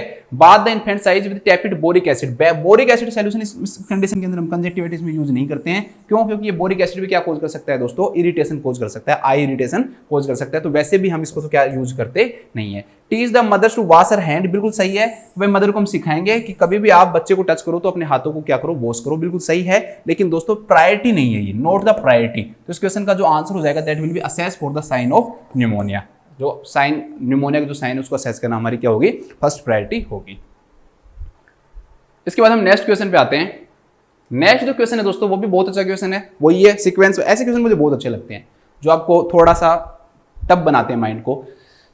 N infant is admitted to the paediatric intensive care unit, ठीक है। जैसे छोटे बच्चे नीकू के अंदर एडमिट होते हैं न्यूनेटल में, तो बड़े बच्चे पीकू के अंदर एडमिट होते हैं। पीडियाट्रिक इंटेंसिव केयर जो यूनिट है उसके अंदर क्या हुआ है, एडमिट हुआ है, ठीक है। इसमें इन्फेंट दे रखा है। चलो, आफ्टर ओपन हार्ट सर्जरी, देखो नीकू के अंदर तो 28 दिन तक के बच्चे होते हैं, अगर उससे ज्यादा के हैं तो इन्फेंट तो 1 साल तक का होता है ना, तो इसलिए वो किसके अंदर एडमिट होगा, पीकू के अंदर एडमिट होगा, ठीक है। 1 महीने के बाद जो बच्चा है अगर वो ज्यादा सिक है, अगर आप उसको इंटेंसिव केयर यूनिट की जरूरत है तो वो किसके अंदर एडमिट होता है, पीकू के अंदर एडमिट होता है। आफ्टर ओपन हार्ट सर्जरी, उस बच्चे की क्या हुई है दोस्तों, ओपन हार्ट सर्जरी हुई है, और उस ओपन हार्ट सर्जरी में भी उसका repair of A ventricular septal defect हुआ है। सर्जरी किस चीज की हुई है, उसके वेंट्रिकुलर जो सेप्टल डिफेक्ट उसको क्या किया गया है दोस्तों, रिपेयर किया गया है। Place these nursing assessment in order of priority, कि आपको इनको सबको क्या करना है, ऑर्डर में प्रायोरिटी करना है। यहाँ पर हम जो रूल फॉलो करेंगे ना दोस्तों, वो एबीसी वाला रूल फॉलो करेंगे। यहाँ पे हम एयरवे ब्रीथिंग जो सर्कुलेशन है वो जो रूल है वो हम फॉलो करेंगे, ठीक है। क्यों, क्योंकि बच्चा जो है ना दोस्तों ओपन हार्ट सर्जरी से आया है, तो हार्ट सर्जरी के कारण कोई भी प्रॉब्लम हो सकती है कि उसको सही तरह से ऑक्सीजन की जो सप्लाई है वो सही तरह से नहीं हो, ब्लड की सप्लाई में प्रॉब्लम हो तो ऑक्सीजन की सप्लाई भी नहीं होगी। तो हम एयरवे से स्टार्ट करते हैं। तो पहला काम तो हम क्या करेंगे दोस्तों कि उसका जो रेस्पिरेटरी जो स्टेटस है ना वो चेक करेंगे, ठीक है। इसमें दे रखा है कि एक बच्चा है ओपन हार्ट सर्जरी के बाद आया है, कौन सी सर्जरी हुई है, उसका रिपेयर में तो वेंट्रिकुलर सेप्टल डिफेक्ट था उसके, ठीक है, उसकी सर्जरी हुई है। तो आप नर्सिंग असेसमेंट आपको करना है उसके बाद में, तो कैसे करोगे, तो पहली चीज तो हम क्या करेंगे दोस्तों, उस बच्चे की रेस्पिरेटरी जो स्टेटस है ना उसको क्या करेंगे दोस्तों, हम असेस करेंगे। एयरवे के द्वारा हम रेस्पिरेटरी जो स्टेटस है दोस्तों उसको हम चेक करेंगे। अब रेस्पिरेटरी स्टेटस के अंदर दोनों आगे एयरवे और ब्रीथिंग, क्योंकि एयरवे को हम पेटेंट करेंगे और ब्रीथिंग हम देखेंगे सही तरह से वो इफेक्टिव ब्रीथिंग कर रहा है या नहीं कर रहा है, ठीक है। इसके बाद सर्कुलेशन के लिए आप क्या चेक कर सकते हो दोस्तों, उसकी जो हार्ट रेट है, उसकी जो वाइटल साइन है, उनके द्वारा आप सर्कुलेशन का क्या कर सकते हो दोस्तों, पता लगा सकते हो। इसलिए फिर अब आप उसका क्या साइन करोगे, हार्ट रेट असेस करोगे। तो पहला आप ये करोगे, दूसरा आप क्या करोगे दोस्तों, उसका हार्ट रेट क्या करोगे, असेस करोगे। इसके बाद सर्कुलेशन में दोस्तों आप ये देखोगे कि ऐसा बच्चा है ना दोस्तों वो एनपीओ की कंडीशन में होगा पक्का ऑपरेशन से पहले, और उसको जो ब्लड की जो सप्लाई है, जो फ्लूइड है वो इतना नहीं मिला होगा क्योंकि एनपीओ है, खुद कुछ खा पी नहीं रहा, ठीक है। उस बच्चे ने ब्रेस्ट फीडिंग भी नहीं की होगी। तो दोस्तों उस दौरान हमें सर्कुलेशन हमारी प्रायोरिटी है। सर्कुलेशन के अंदर दोस्तों असेस करना, हार्ट रेट को असेस करना तो आएगा, साथ में हमें फ्लूइड देना भी क्या होगा, उसको जरूरी होगा। इसलिए हम ऐसे पेशेंट के अंदर हम क्या देखेंगे कि भाई उसका आईवी कैथेटर है वो सही से लगा हुआ है या नहीं लगा हुआ है। क्यों, क्योंकि ये आईवी कैथेटर अगर उसका सही लगा हुआ है, मतलब कैन्युला अगर वो सही लगा हुआ है, तो उसके द्वारा हम क्या देंगे दोस्तों, उसको फ्लूइड देंगे। और ये फ्लूइड ही किससे रिलेटेड होगा दोस्तों, सर्कुलेशन से, क्योंकि ये तो सर्कुलेशन के अंदर जाएगा, ठीक है। तो सर्कुलेशन को बढ़ावा देने के लिए हम क्या देंगे बच्चे को, फ्लूइड देंगे। और फ्लूइड को देने के लिए हम क्या असेस करेंगे कि भाई उसका जो कैथेटर है वो लगा हुआ है नहीं लगा हुआ है, सही से काम कर रहा है या नहीं कर रहा है, ठीक है। तो पहला काम हमने क्या किया, उसका हमने रेस्पिरेटरी स्टेटस चेक किया, हार्ट रेट चेक की। इसके बाद में हमने क्या किया दोस्तों, इंट्रावेनस जो कैथेटर है वो चेक किया। इसके बाद में दोस्तों सर्कुलेशन के अंदर ही आता है कि किसी प्रकार की क्या नहीं हो रही है, उसको ब्लीडिंग नहीं हो रही हो। क्यों, क्योंकि अगर ब्लीडिंग हो रही है तो मतलब सर्कुलेशन से तो आ रहा है वो, ठीक है, हार्ट का सर्कुलेशन से ही तो ब्लड बाहर आ रहा है। तो हम इसके बाद इसको किसको असेस करेंगे दोस्तों, उसकी ब्लीडिंग को चेक करेंगे। और ब्लीडिंग को चेक करने के लिए देखेंगे कहीं पर ऑपरेटिव साइड से कोई ब्लीडिंग तो नहीं हो रही है। ऑपरेटिव जो साइड है दोस्तों उससे कोई ब्लीडिंग तो उसकी नहीं हो रही है। तो सेकंड हम इसको बाद उसको चेक करेंगे, ठीक है। 2 1 3 4 और लास्ट में जब एक ऑप्शन बच गया, लास्ट में हम क्या चेक करेंगे दोस्तों, उसका यूरिनरी आउटपुट, इनटेक जो आउटपुट है दोस्तों उसका हम सबसे लास्ट में चेक करेंगे। तो ये इसका सीक्वेंस हो जाएगा। सबसे पहले हम रेस्पिरेटरी स्टेटस चेक करेंगे, फोर्थ, ठीक है। इसके बाद में हम क्या चेक करेंगे दोस्तों, उसका रेस्पिरेटरी स्टेटस के बाद उसका जो हार्ट रेट है वो चेक करेंगे, हार्ट रेट को चेक करेंगे। इसके बाद में हम क्या चेक करेंगे, फ्लूइड सही से जा रहा है या नहीं जा रहा, आईवी फ्लूइड जो दिया जा रहा है वो चेक करेंगे। फिर उसके बाद में ब्लीडिंग को चेक करेंगे, ऑपरेटिव साइड को चेक करेंगे। और लास्ट में हम क्या चेक करेंगे दोस्तों, अच्छा मिट गया, लास्ट में यूरिनरी जो आउटपुट है उसको चेक करेंगे, ठीक है। तो इस क्वेश्चन का जो आंसर हो जाएगा दैट विल बी 4 1 5 2 3। सबसे पहले हम फोर्थ करेंगे, रेस्पिरेटरी स्टेटस चेक करेंगे, फिर हार्ट रेट चेक करेंगे, फिर हम आईवी चेक करेंगे, फिर इसके बाद ऑपरेटिव साइड को चेक करेंगे और फिर यूरिनरी जो आउटपुट है उसको चेक करेंगे, ठीक है। तो इस प्रकार से इस क्वेश्चन का आंसर हो जाएगा ऑप्शन नंबर सी। चलो अब नेक्स्ट क्वेश्चन पे आते हैं। नेक्स्ट जो क्वेश्चन है दोस्तों वो है, a nurse is caring for pre term infant. एक बच्चा जो कि प्री टर्म है, 37 वीक से पहले उसकी डिलीवरी हुई है दोस्तों, ठीक है। तो वो प्री टर्म इन्फेंट है विद रेस्पिरेटरी डिस्ट्रेस, सही तरह से ऑक्सीजन नहीं ले पा रहा है, रेस्पिरेटरी डिस्ट्रेस की कंडीशन के अंदर वो है। SpO2 मेंटेन सही से नहीं कर पा रहा है, ठीक है। एयर भी उसका सही तरह से ब्रीथिंग जो है वो सही से नहीं कर पा रहा है। In the neonatal intensive care unit, वो भी किसके अंदर है दोस्तों, NICU के अंदर है, ठीक है। NICU के अंदर न्यूनेट है, मतलब 28 दिन तक का बच्चा है। What is the priority nursing action, तो इस कंडीशन के अंदर क्या प्रायोरिटी नर्सिंग एक्शन होगा। तो देखो रेस्पिरेटरी जो डिस्ट्रेस है ना, ये कंडीशन है दोस्तों, मतलब कि ऑक्सीजन से रिलेटेड है, ऑक्सीजन से क्या है ये दोस्तों रिलेटेड है। पहला देखते हैं, limit calorie intake to decrease metabolic rate, बिल्कुल गलत है दोस्तों। बच्चे के अंदर हमें कैलोरी जो इनटेक है ना दोस्तों, उसको क्या करना है दोस्तों, इंक्रीज करना है। क्यों? क्योंकि बॉडी के अंदर अगर एनर्जी नहीं होगी तो जो ब्रीथिंग जो एफर्ट्स है दोस्तों वो उतने नहीं कर पाएगा, वो उसके अंदर एनर्जी नहीं है, तो खुद के द्वारा भी जो ब्रीथिंग एफर्ट्स है वो कम होंगे। तो हमें ब्रीथिंग एफर्ट्स को बढ़ाना है या कम करना है, तो उसको हमें इंक्रीज करना है। उसके लिए बच्चे को क्या चाहिए, एनर्जी चाहिए। तो एनर्जी के लिए आप क्या दोगे दोस्तों, उसको कैलोरी ज्यादा मिलनी चाहिए ना कि कम। इसमें क्या दे रखा है, लिमिट मतलब कम करना, लिमिट करना उसको। तो ये बिल्कुल ही गलत हो गया, यहां पर ऑप्शन होना चाहिए था इंक्रीज। ठीक है, इंक्रीज द कैलोरी इनटेक, हमें कैलोरी इनटेक को क्या करना है दोस्तों, इंक्रीज करना है। इसके बाद नेक्स्ट क्या करना है, maintain the prone position to prevent aspiration. ठीक है, कि भाई हम क्या देंगे उसको, प्रोन पोजीशन देंगे ताकि उसको क्या नहीं हो दोस्तों, एस्पिरेशन नहीं हो। बिल्कुल गलत है ये दोस्तों, बच्चे को हम अच्छा प्रोन पोजीशन, सुपाइन पोजीशन नहीं देते हैं ना, यहां पर दे रखा है कि बच्चे को हम प्रोन पोजीशन देंगे, प्रोन पोजीशन भी नहीं देंगे, बिल्कुल गलत है। देखो प्रोन पोजीशन है ना, एपनिया कोज करते हैं, क्या कोज करता है दोस्तों, एपनिया कोज करता है। बच्चे को हम यहां पर क्या नहीं देंगे दोस्तों, प्रोन पोजीशन नहीं देंगे। प्रोन पोजीशन के दौरान क्या होता है कि जो ऑक्सीजन का जो लेवल है ना दोस्तों, वो क्या हो जाता है, कम हो जाता है। इसके अलावा जो इन्फेंट डेथ सिंड्रोम के होने के चांसेस भी क्या हो जाते हैं, बढ़ जाते हैं। कई बार बच्चा उल्टा लेटा रहता है और उसकी डेथ हो जाती है दोस्तों, इसे हम इन्फेंट डेथ सिंड्रोम के नाम से जानते हैं। तो प्रोन पोजीशन के अंदर वो भी क्या हो जाता है, बढ़ जाता है। बहुत कम ऐसी कंडीशंस होती हैं जिनके अंदर हम बच्चे को हमें प्रोन पोजीशन देना ही पड़े। जैसे बच्चे को मान लो मेनिंजोमाइसिली है, मेनिंजोमाइसिली मतलब क्या है दोस्तों कि जो न्यूरल ट्यूब है वो सही से नहीं बनी और वो ओपन हो रहा है, उस कंडीशन के अंदर तो मान लो आपको प्रोन पोजीशन देनी पड़ेगी या फिर आप उसको लेटरल पोजीशन दोगे। लेकिन नॉर्मली बच्चे को इस कंडीशन के अंदर जब रेस्पिरेटरी डिस्ट्रेस में है तो हम कोशिश करते हैं बच्चे को लेटरल पोजीशन देने की कोशिश करते हैं। कौन सी पोजीशन देने की कोशिश करते हैं दोस्तों, लेटरल पोजीशन देने की कोशिश करते हैं, न कि प्रोन पोजीशन। क्यों? प्रोन पोजीशन जो होता है दोस्तों वो किसको बढ़ाता है, एपनिया को क्या करता है दोस्तों, इंक्रीज करता है। प्रोन पोजीशन किसको इंक्रीज करता है, एपनिया को। और सडन इन्फेंट डेथ जो सिंड्रोम है दोस्तों उसको भी इंक्रीज करता है, उसके चांसेस को भी क्या करता है, इंक्रीज करता है। ठीक है, इसके बाद next, limit oxygen concentration to prevent eye damage, कि भाई ऑक्सीजन की कंसंट्रेशन को क्या करो दोस्तों, आपको कम करो आई डैमेज को प्रिवेंट करने के लिए। दोस्तों इसमें यहां पर यह है कि हम कभी भी हमारे बेसिस के ऊपर ऑक्सीजन की कंसंट्रेशन को कम नहीं कर सकते। पहली बात तो इसके लिए हमें क्या चाहिए दोस्तों, हेल्थ केयर जो प्रोवाइडर है उसका क्या चाहिए दोस्तों, प्रिस्क्रिप्शन चाहिए। दूसरा, भाई कितनी ऑक्सीजन की कंसंट्रेशन देनी है ये डिपेंड करता है उसके ब्लड गैस एनालिसिस के ऊपर। आप उसका एबीजी किया है, मान लो आपने आर्टीरियल ब्लड गैस एनालिसिस किया है, उससे पता लगाया कि भाई ऑक्सीजन का लेवल ज्यादा है और जरूरत नहीं है, तो उस कंडीशन के अंदर हम लिमिट करेंगे।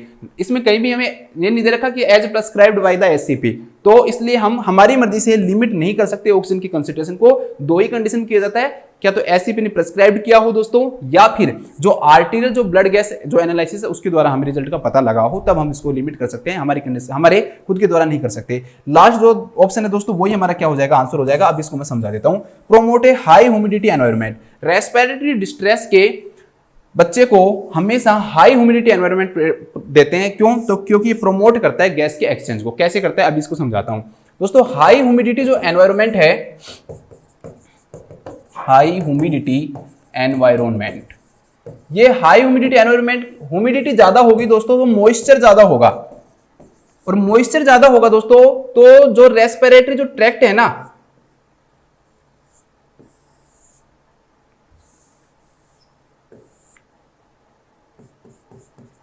ये बच्चा है मान लो, तो रेस्पिरेटरी जो ट्रैक्ट होगा दोस्तों उसके अंदर क्या रहते हैं, सीक्रेशंस रहते हैं। रेस्पिरेटरी ट्रैक्ट के अंदर क्या होते हैं, सीक्रेशंस होते हैं। और ये सीक्रेशंस क्या होते हैं दोस्तों, एयरवे को क्या कर सकते हैं, ऑब्स्ट्रक्ट कर सकते हैं। एयरवे को क्या कर सकते हैं दोस्तों, ऑब्स्ट्रक्ट कर सकते हैं। नेबुलाइज इसलिए तो करवाया जाता है बच्चों को 3% NS से। अब क्या होगा दोस्तों, अगर हम जो एनवायरनमेंट है वो हाई ह्यूमिडिटी का रखेंगे तो ये मॉइस्चर रहेगा। मॉइस्चर का मतलब क्या है दोस्तों कि इन सीक्रेशंस के पास क्या पहुंच रहा है, लिक्विड पहुंच रहा है, और लिक्विड से दोस्तों ये सीक्रेशंस क्या होंगे, लिक्विफाई हो जाएंगे। ये ठीक है, क्या हो जाएंगे, जमा हुआ जो है वो दोस्तों लिक्विड बन जाएंगे और बाहर निकलेंगे। उससे क्या होगा, जो ऑब्स्ट्रक्टेड जो एयरवे है दोस्तों वो क्या हो जाएगा, क्लीन हो जाएगा। ये ऑब्स्ट्रक्टेड जो एयरवे है, जो ये हार्ड जमा हो गए थे ये सीक्रेशन से, ये लिक्विड बनेंगे, लिक्विड बनकर ये बाहर निकलेंगे। तो इसलिए दोस्तों ये जो ऑब्स्ट्रक्टेड जो एयरवे है वो क्या हो जाएगा, क्लीन हो जाएगा। इसलिए रेस्पिरेटरी डिस्ट्रेस की कंडीशन में हम हमेशा एक हाई ह्यूमिडिटी जो एनवायरनमेंट है वो क्या करते हैं, प्रोवाइड करते हैं, ताकि ज्यादा से ज्यादा जो गैसेज है दोस्तों उनका क्या हो, एक्सचेंज हो। ज्यादा से ज्यादा जो गैसेज है उनका क्या हो, एक्सचेंज हो। तो इस क्वेश्चन का जो आंसर हो जाएगा that will be maintain a high humidity environment stomach to promote the gas exchange. यहाँ पर प्रोन पोजीशन के द्वारा उसको लैटरल पोजीशन देनी चाहिए थी। क्या देनी चाहिए थी दोस्तों? लैटरल पोजीशन उसको देनी चाहिए थी। हम प्रोन पोजीशन नहीं देंगे कभी भी, ठीक है। इसके बाद नेक्स्ट क्वेश्चन देखते हैं। नेक्स्ट क्वेश्चन है दोस्तों, what is the nurse priority intervention when preparing for admission of a child with acute laryngotracheobronchitis. ठीक है, डिजीज का नाम सुन लो, बहुत बड़ा सा नाम है। लैरिंजो मतलब लैरिंग्स का, ट्रैकियो मतलब ट्रैकिया का, और ब्रोंकाई का क्या हो रहा है दोस्तों? इन्फ्लामेशन हो रहा है। क्या नाम दे दिया? लैरिंजोट्रैकियोब्रोंकाइटिस का एक बच्चा है। तो आपको इसके बारे में बताना है कि आप एडमिशन इसका प्रिपेयर कर रहे हो तो उसका प्रायोरिटी नर्सिंग इंटरवेंशन दोस्तों उस बच्चे के लिए क्या होगा। पहली बात क्या दे रखा है इसमें? Pad the side rails of the crib. ठीक है, बच्चा मान लो जिस बेड के ऊपर लेटा हुआ है दोस्तों, उसके जो साइड रेल्स हैं यहां पर, इनको हम क्या करेंगे दोस्तों? पैडेड कर देंगे, पैडेड कर देंगे, मतलब कि ताकि बच्चे को क्या ना हो, इंजरी ना हो। ठीक है, ये दे रखा है इसमें, pad the side rails of the crib. जिसमें बच्चा लेटा हुआ है, बच्चे का जो बेड है छोटा, उसको हम क्रिब बोलते हैं, उसको हम पैडेड कर देंगे, यहाँ पे पैड लगा देंगे। उससे क्या होगा दोस्तों? ये बच्चा है, कहीं भी हमें ये नहीं दे रखा इस बच्चे को लैरिंजोट्रैकियोब्रोंकाइटिस है। ये जो किया जाता है ना, ये जो pad the side rails of the crib, ये किया जाता है किसी कंडीशन के अंदर दोस्तों, सीजर की कंडीशन में, कि बच्चे को क्या आ रहे हो, सीजर आ रहे हो। सीजर के दौरान बच्चे को जो सेफ्टी है वो हमारी प्रायोरिटी बन जाती है और बच्चे को इंजरी होने के चांसेस क्या हो जाते हैं? ज्यादा हो जाते हैं। लेकिन यहाँ पर कोई ऐसा बच्चा नहीं है, इसलिए यहां पर पैडेड करना साइड रेल्स को क्या है दोस्तों? जरूरी नहीं है। सेकंड भी सेम ऐसा ही है, arrange for a quite cool room. Quite और कूल रूम तब दिया जाता है दोस्तों अगर इस क्वेश्चन में हमें दे रखा होता कि जो बच्चा, जो child that is also suffering from fever, कि बच्चा है दोस्तों फीवर से भी क्या हो रहा है? सफर हो रहा है। उस कंडीशन के अंदर हम क्वाइट और कूल रूम देते। लेकिन यहां पर हमें ऑप्शन में कहीं भी नहीं दे रखा कि जो बच्चा है दोस्तों उसको क्या है? फीवर हो रहा है या फेब्राइल सीजर हो रहे हो। फेब्राइल सीजर वो सीजर होते हैं अगर बच्चे का फीवर इंक्रीज होता है तो उसके कारण बच्चे को क्या आ जाते हैं दोस्तों? सीजर आ जाते हैं। तो इस कारण हम उस बच्चे को कैसा एनवायरनमेंट प्रोवाइड करते हैं? एक क्वाइट और कूल रूम क्या करते हैं दोस्तों? उसको प्रोवाइड करते हैं। लेकिन ऑप्शन के अकॉर्डिंग नहीं तो कहीं फीवर दे रखा है, नहीं कहीं भी उसको फेब्राइल सीजर की हिस्ट्री दे रखी है, इसलिए यहां पर क्वाइट और कूल रूम देने का उसको कोई भी फायदा नहीं है। फोर्थ दे रखा obtain a recliner so that a parent can stay. भाई उसके बेड दे दो एक साथ में, बच्चे के बेड के पास लेटाने के लिए पेरेंट्स भी वहां पर रह सके। ठीक है, तो क्या ये प्रायोरिटी है क्या कि भाई पेरेंट्स साथ में रहे? हमारी खुद की नर्सिंग रेस्पॉन्सिबिलिटी की हर चीज हम क्या करेंगे दोस्तों? खुद करेंगे। ठीक है, इसलिए यहां पर पेरेंट को साथ रहने का कोई भी फायदा नहीं है क्योंकि हमारी जो रेस्पॉन्सिबिलिटी वो ज्यादा है। दूसरा बच्चों, लैरिंजोट्रैकियोब्रोंकाइटिस के जो बच्चे हैं इसके अंदर लैरिंजियल स्पाज्म होने के चांसेस हो सकते हैं। एकदम से एयरवे उसका क्या हो जाएगा दोस्तों? ऑब्स्ट्रक्ट हो जाएगा और उस दौरान ट्रैकियोस्टोमी जो ट्यूब है ना वो डालने की क्या पड़ सकती है? जरूरत पड़ सकती है। इसलिए एयरवे हमारी प्रायोरिटी होगी और एयरवे को प्रायोरिटी में ध्यान रखते हुए हम पहले से ही उस बच्चे के लिए ट्रैकियोस्टोमी सेट उसके बेड साइड रखेंगे ताकि इमरजेंसी की कंडीशन के अंदर हम उसको क्या कर सके दोस्तों? यूज कर सकें। तो यही इस क्वेश्चन का क्या हो जाएगा? आंसर हो जाएगा कि हम एक ट्रैकियोस्टोमी सेट है वो प्लेस करेंगे बच्चे के बेड साइड ताकि इमरजेंसी कंडीशन के अंदर हम उसको क्या करें दोस्तों? यूज कर सकें। ठीक है, यही हमारी क्या होगी इस क्वेश्चन के अंदर? प्रायोरिटी हो जाएगी। इसके बाद नेक्स्ट क्वेश्चन देखते हैं। A child is admitted to the hospital with pneumonia. ठीक है, एक बच्चा है दोस्तों हॉस्पिटल के अंदर एडमिट हुआ है, कंप्लेन क्या उसकी? निमोनिया की है। What is the priority need that must be included in the nursing plan of care for this child. बहुत अच्छा क्वेश्चन है दोस्तों। इस क्वेश्चन में मैं थोड़ा सा आपको समझाता हूं। न्यूमोनिया का जो बच्चा है ना दोस्तों, उसकी भी मेन प्रॉब्लम क्या है भाई? ऑक्सीजन ही है। ठीक है, रेस्पिरेटरी प्रॉब्लम है ना, रेस्पिरेटरी प्रॉब्लम है। तो दोस्तों इसमें दे रखा है सबसे ज्यादा प्रायोरिटी आप किस चीज को दोगे कि भाई बच्चे को आप एक्सरसाइज कराओगे। दोस्तों बच्चे को अगर हम एक्सरसाइज कराएंगे ना, न्यूमोनिया के अंदर क्या होता है कि अगर आप ज्यादा एक्सरसाइज करवाओगे तो बच्चे की जो ऑक्सीजन की जो डिमांड है ना, ऑक्सीजन की जो डिमांड है दोस्तों वो कम होगी या बढ़ेगी? दोस्तों हम कभी भी कोई भी काम करते हैं ना, तो जैसे भागोगे दौड़ोगे तो ज्यादा ऑक्सीजन चाहिएगी। यहां पर पहले से ही बच्चे को क्या हो रहा है दोस्तों? न्यूमोनिया हो रहा है। उसके ऑक्सीजन की जो डिमांड वैसे ही वो बॉडी पूरा कर नहीं पा रही है और आप उसको एक्सरसाइज करवा रहे हो तो उसके ऑक्सीजन की डिमांड को आप क्या कर रहे हो दोस्तों? और ज्यादा इंक्रीज कर रहे हो। तो कभी भी बच्चे को एक्सरसाइज नहीं करवाई जाती। इस कंडीशन में आपको सीधा सा ध्यान रखना है कि न्यूमोनिया के अंदर हम एनर्जी को कंजर्व रखते हैं। क्या रखते हैं? कंजर्व रखते हैं एनर्जी को, कि बच्चे के पास ज्यादा से ज्यादा एनर्जी बचे और वो एनर्जी बच्चा ब्रीथिंग जो एफर्ट्स हैं, रेस्पिरेटरी जो एफर्ट्स हैं, मतलब सांस लेने के अंदर यूज कर सके। ठीक है, सांस लेने के अंदर क्या कर सके दोस्तों? यूज कर सके। इसलिए हम बच्चे को कोशिश करते हैं कि वो ज्यादा से ज्यादा क्या करे दोस्तों? रेस्ट करे। क्यों रेस्ट करेगा? तो उसकी जो एनर्जी है वो बच्चे की कंजर्व होगी और जो जब वो सांस लेने में जो एनर्जी है वो कंजर्व एनर्जी को सांस लेने में क्या करेगा दोस्तों? यूज करेगा। अगर उसने एक्सरसाइज कर ली तो ऑक्सीजन की डिमांड तो और ज्यादा बढ़ जाएगी, तो और ज्यादा उसको दोस्तों ऑक्सीजन की जरूरत पड़ेगी। तो एक्सरसाइज नहीं करवाते, इसके अंदर हम क्या करवाते हैं दोस्तों? बच्चे को रेस्ट करवाते हैं। क्या करवाते हैं? रेस्ट करवाते हैं, इस क्वेश्चन का जो आंसर हो जाएगा that will be rest. Next दे रखा है दोस्तों न्यूट्रिशन। न्यूट्रिशन जरूरी है, लेकिन अगर आप एनर्जी कंजर्वेशन और यहाँ पर न्यूट्रिशन दोनों में ज्यादा ऑप्शन अगर दोनों में दो, देखो न्यूट्रिशन से भी एनर्जी मिलती है, बिल्कुल सही बात है दोस्तों, लेकिन दोस्तों यहाँ पर मेन प्रायोरिटी अगर हम दोनों में से देंगे तो वो किसको देंगे हम दोस्तों? रेस्ट को देंगे। क्यों? अगर आपने न्यूट्रिशन ज्यादा भी दे दिया, ठीक है, लेकिन आप उसको ज्यादा एक्सरसाइज करवा रहे हो, मान लो उसको रेस्ट दे ही नहीं रही हो, तो वो सारा न्यूट्रिशन क्या हो जाएगा दोस्तों? यूज हो जाएगा, तो फिर वापस से उसको रेस्पिरेटरी प्रॉब्लम तो उसको रहेगी। और दूसरा, बहुत ज्यादा न्यूट्रिशन देने से भी ऐसा नहीं है कि उसका निमोनिया उसके कारण कोई ट्रीट हो जाएगा। मेन जरूरी ये है कि उस समय उसकी एनर्जी ज्यादा से ज्यादा उसकी बची रहे। तो न्यूट्रिशन से क्या होता है कि इमीडिएट इफेक्ट नहीं आता, लेकिन आपको रेस्ट देकर उसको इमीडिएट आपने उसको एक्सरसाइज करवा दी ना, तो उसको इमीडिएट उसके अंदर सिम्टम्स दिखाई देने लग जाएंगे जो कि बेकार हैं। इसलिए आपको पहला फोकस किस पे करना है? रेस्ट पे करना है। फिर आप किस पे फोकस करोगे कि भाई उसकी न्यूट्रिशन जो डिमांड है, कैलोरी जो डिमांड है, उनको क्या करोगे? इंक्रीज करोगे। Nutrition is necessary but it is not a priority. ठीक है, न्यूट्रिशन जरूरी है लेकिन प्रायोरिटी नहीं है। दूसरा दोस्तों, एलिमिनेशन दे रखे, तो एलिमिनेशन की कोई भी प्रॉब्लम न्यूमोनिया में देखने को मिलती ही नहीं है। ठीक है, कोई भी एलिमिनेशन से रिलेटेड, जैसे ब्लैडर और जो बाउल है, ठीक है, उनसे रिलेटेड कोई भी प्रॉब्लम बच्चे को देखने को नहीं मिलती है कि भाई डायरेक्टली न्यूमोनिया के कारण ऐसा कोई प्रॉब्लम होती हो। तो एलिमिनेशन का तो हमें कोई प्रायोरिटी से लेने देना ही नहीं है। तो इस क्वेश्चन का जो आंसर हो जाएगा दैट विल बी रेस्ट। इसके बाद हम देखते हैं दोस्तों नेक्स्ट क्वेश्चन। नेक्स्ट जो क्वेश्चन हमारे सामने वो है, the nurse observe that a 3 year old child. एक नर्स ऑब्जर्व करती है कि एक 3 साल का बच्चा in a crib has a clamped jaw. ठीक है, एक बच्चे का जो बेड होता है ना उसको क्रीब बोलते हैं, इसके अंदर बच्चा लेटा हुआ है। ठीक है, अब एकदम से बच्चे के जो हम कहते हैं ना दांत बिचना, क्लैम्प्ड जॉ, वो हो गए हैं, क्लैम्प्ड जॉ हो गए हैं उसके अंदर। ठीक है, तो एक साइन तो क्या आया दोस्तों उसके अंदर?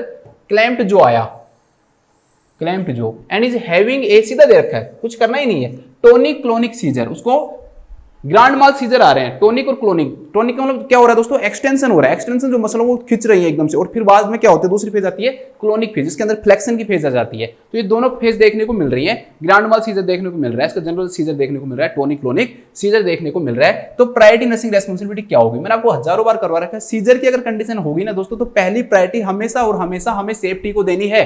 पहली प्रायोरिटी हम हमेशा और हमेशा किसको देंगे दोस्तों? सेफ्टी को देंगे, क्योंकि सेफ्टी सबसे ज्यादा जरूरी है। अगर बच्चे की सेफ्टी नहीं है, बच्चा गिर गया एकदम से मान लो और बच्चे के फ्रैक्चर हो गया, तो वो तो सबसे बड़ी चीज है ना। तो सबसे पहली प्रायोरिटी, एयरवे से भी पहली प्रायोरिटी दोस्तों हमेशा सेफ्टी को दी जाती है यहाँ पे। ठीक है, यहाँ पे किसको दी जाती है? सेफ्टी को दी जाती है, तो ये ध्यान रखना है। अब ऑप्शन पढ़ते हैं, फिर इसके आंसर और निकालते हैं। पहले दे रखा है अप्लाई रिस्ट्रेंट, वह बच्चे को बांध दो, रिस्ट्रेंट अप्लाई करो ताकि बच्चा गिरे नहीं, वो नहीं हो। दोस्तों रिस्ट्रेंट कभी भी, सीजर उसको आया हुआ है और आए हुए सीजर के अंदर अगर आपने रिस्ट्रेंट अप्लाई करने की कोशिश की तो बच्चे को फ्रैक्चर हो जाएगा। ठीक है, आप बच्चे को अगर जबरदस्ती आपने उसको बांधने की कोशिश की और बच्चा एक्सटेंशन कर रहा है, फ्लेक्शन कर रहा है, और उस दौरान आपने रिस्ट्रेंट अप्लाई की, तो दैट कैन कोज फ्रैक्चर। ये क्या कोज कर सकता है दोस्तों? फ्रैक्चर कोज कर सकता है। एडमिनिस्टर ऑक्सीजन, एडमिनिस्टर जो ऑक्सीजन है दोस्तों वो उसके बाद की प्रायोरिटी बनेगी। पहली जो प्रायोरिटी है वो क्या रहेगी दोस्तों? आपकी सेफ्टी रहेगी। ठीक है, क्या रहेगी? सेफ्टी रहेगी। तो एडमिनिस्टर ऑक्सीजन यहाँ पे प्रायोरिटी नहीं बनेगी। पहली प्रायोरिटी होगी protect the child from self injury. कोशिश करते हैं कि बच्चे को हम क्रीब से किसके ऊपर लेके आए दोस्तों? फ्लोर के ऊपर लेके आए, ताकि बच्चे की सेफ्टी क्या रहे? बनी रहे, कहीं क्रीब के द्वारा ही लग जाए मान ले बच्चे को। ठीक है, तो इसलिए हम बच्चे को सबसे पहला काम क्या करेंगे? प्रोटेक्ट करेंगे सेल्फ इंजरी से, कि बच्चे को बच्चा खुद को क्या नहीं कर ले दोस्तों? इंजर्ड नहीं कर ले।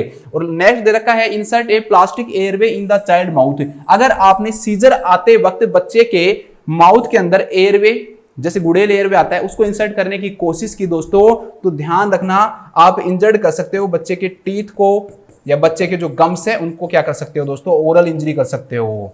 ये कब किया जाएगा? जब सीजर क्या हो जाता है दोस्तों? कंप्लीट हो जाता है बच्चे का। जब सीजर चला जाता है ना, उसके बाद इंसर्ट करते हैं सक्शन करने के लिए। उसके बाद हम इंसर्ट करते हैं सक्शन करने के लिए, उसके बाद हम ऑक्सीजन लगाते हैं। लेकिन उस दौरान अगर आपने लगा दिया दोस्तों, वो इंसर्ट करने की कोशिश की, एयरवे, प्लास्टिक एयरवे माउथ के अंदर डालने की कोशिश की, तो बच्चे को इंजरी कर सकता है। क्या कर सकता है? इंजरी कर सकता है। तो पहली जो प्रायोरिटी हो जाएगी that will B protect the child from the self injury. इसके बाद हम देखते हैं नेक्स्ट क्वेश्चन। नेक्स्ट जो क्वेश्चन है बहुत अच्छा क्वेश्चन है, वैसा ही क्वेश्चन आ गया, ऐसा ही क्वेश्चन आपको चाहिए। नेक्स्ट क्वेश्चन है दोस्तों, the nurse is admitting an 8 month old infant. 8 महीने का बच्चा है दोस्तों, टू द हॉस्पिटल। उसको एडमिट कर रही है एक nurse, because bacterial meningitis is suspected. उस बच्चे के अंदर क्या सस्पेक्टेड है दोस्तों? बैक्टीरियल मेनिंजाइटिस सस्पेक्टेड हो रहा है। ठीक है, पहली चीज देखना क्या लिखा हुआ है दोस्तों? सस्पेक्टेड, कंफर्म नहीं है। आपने इसको क्या किया? अभी सस्पेक्ट किया है। List in order of priority the nursing intervention that should be taken. ठीक है, जो मेनिंजेस जो लेयर है दोस्तों, उनके अंदर किसी भी प्रकार का इन्फ्लामेशन होना क्या कहलाता है? मेनिंजाइटिस कहलाता है। अब बच्चे को दोस्तों मेनिंजाइटिस की कंडीशन मान लो हुई है, तो आपको ऑर्डर ऑफ प्रायोरिटी रखनी है उस बच्चे के लिए। तो इसके अंदर पहला दे रखा है दोस्तों कि क्या आप इंस्टीट्यूट रेस्पिरेटरी आइसोलेशन, कि भाई रेस्पिरेटरी जो आइसोलेशन है उसको स्टार्ट करो। असिस्ट विद लंबर पंक्चर, कि लंबर पंक्चर में क्या करो? असिस्ट करो। इंसर्ट ए सर्कुलेटरी एक्सेस डिवाइस, जो उस क्या करो दोस्तों? इंसर्ट करो। प्रेस्क्राइब जो एंटीबायोटिक्स है दोस्तों, उनको क्या करो? दे दो। और monitor for sign of neutral rigidity, कि बच्चे के अंदर जो न्यूट्रल रिजिडिटी के जो साइन है उसको क्या करो? असेस करो या मॉनिटर करो। चलो इसको करवाता हूँ। इसमें ऑप्शन दे रखे हैं भाई 1 2 3 4 5 आएगा, 3 2 1 5 4 आएगा, 5 1 2 3 4 आएगा, 1 3 2 4 5 इसका आंसर आएगा। चलो पहला दे रखा है दोस्तों, पहली चीज बैक्टीरियल मेनिंजाइटिस जो है ना दोस्तों, वो कम्युनिकेबल है। रेस्पिरेटरी जो ड्रॉपलेट है उनसे एक पर्सन से दूसरे पर्सन के अंदर क्या हो सकती है दोस्तों? ये कम्युनिकेबल हो सकती है। तो पहले काम क्या है दोस्तों? आपको बाकी के जो पेशेंट है उनको बचाना है और खुद को भी बचाना है। तो आपको भी जो प्रोटेक्टिव जो मेजर्स है उनका क्या करना है? यूज करना है। अपने आप को भी आपको क्या करना है दोस्तों? बचाना है। तो फेस शील्ड की अगर जरूरत पड़े तो उसका भी आपको यूज करना पड़ेगा, मास्क इन सब का यूज करना पड़ेगा। तो पहली जो प्रायोरिटी है दोस्तों, यहाँ पर सेफ्टी को देंगे हम। सेफ्टी भी किसकी? हमारी खुद की सेफ्टी, बाकी के पेशेंट की सेफ्टी। क्यों? क्योंकि बैक्टीरियल मेनिंजाइटिस के रेस्पिरेटरी ड्रॉपलेट से फैलने के क्या हो सकते हैं? चांसेस हो सकते हैं। इसलिए हम पहला काम क्या करेंगे दोस्तों? हम रेस्पिरेटरी जो आइसोलेशन है दोस्तों, उसको क्या करेंगे? स्टार्ट करेंगे। इसके बाद दोस्तों बच्चे को किसी भी प्रकार की मेडिकेशन देने की पड़ सकती है, जरूरत पड़ सकती है। यहां पर जो ऑप्शन है उनके अकॉर्डिंग हम क्या करेंगे दोस्तों? देखो, असिस्ट विद लंबर पंक्चर ये बाद का काम है। प्रेस्क्राइब्ड एंटीबायोटिक्स, एंटीबायोटिक हम तब देंगे जब कैनुला लगा हुआ होगा बच्चे के। ठीक है, और monitor for sign of neutral rigidity, तो ये भी हम बाद में करेंगे। तो सबसे पहले काम क्या है दोस्तों? हमें कोई भी उसको दवाई ववाई देनी है, फ्लूइड देना है, तो उसके लिए हम क्या करेंगे दोस्तों? उसको आईवी जो डिवाइस है वो हम लगाएंगे, उसके कैनुला लगाएंगे। सर्कुलेटरी जो डिवाइस है दोस्तों, उसके अंदर हम क्या करेंगे? इंसर्ट करेंगे। तो पहला काम तो क्या हो गया? Institute respiratory isolation. उसके बाद नेक्स्ट काम क्या हो गया?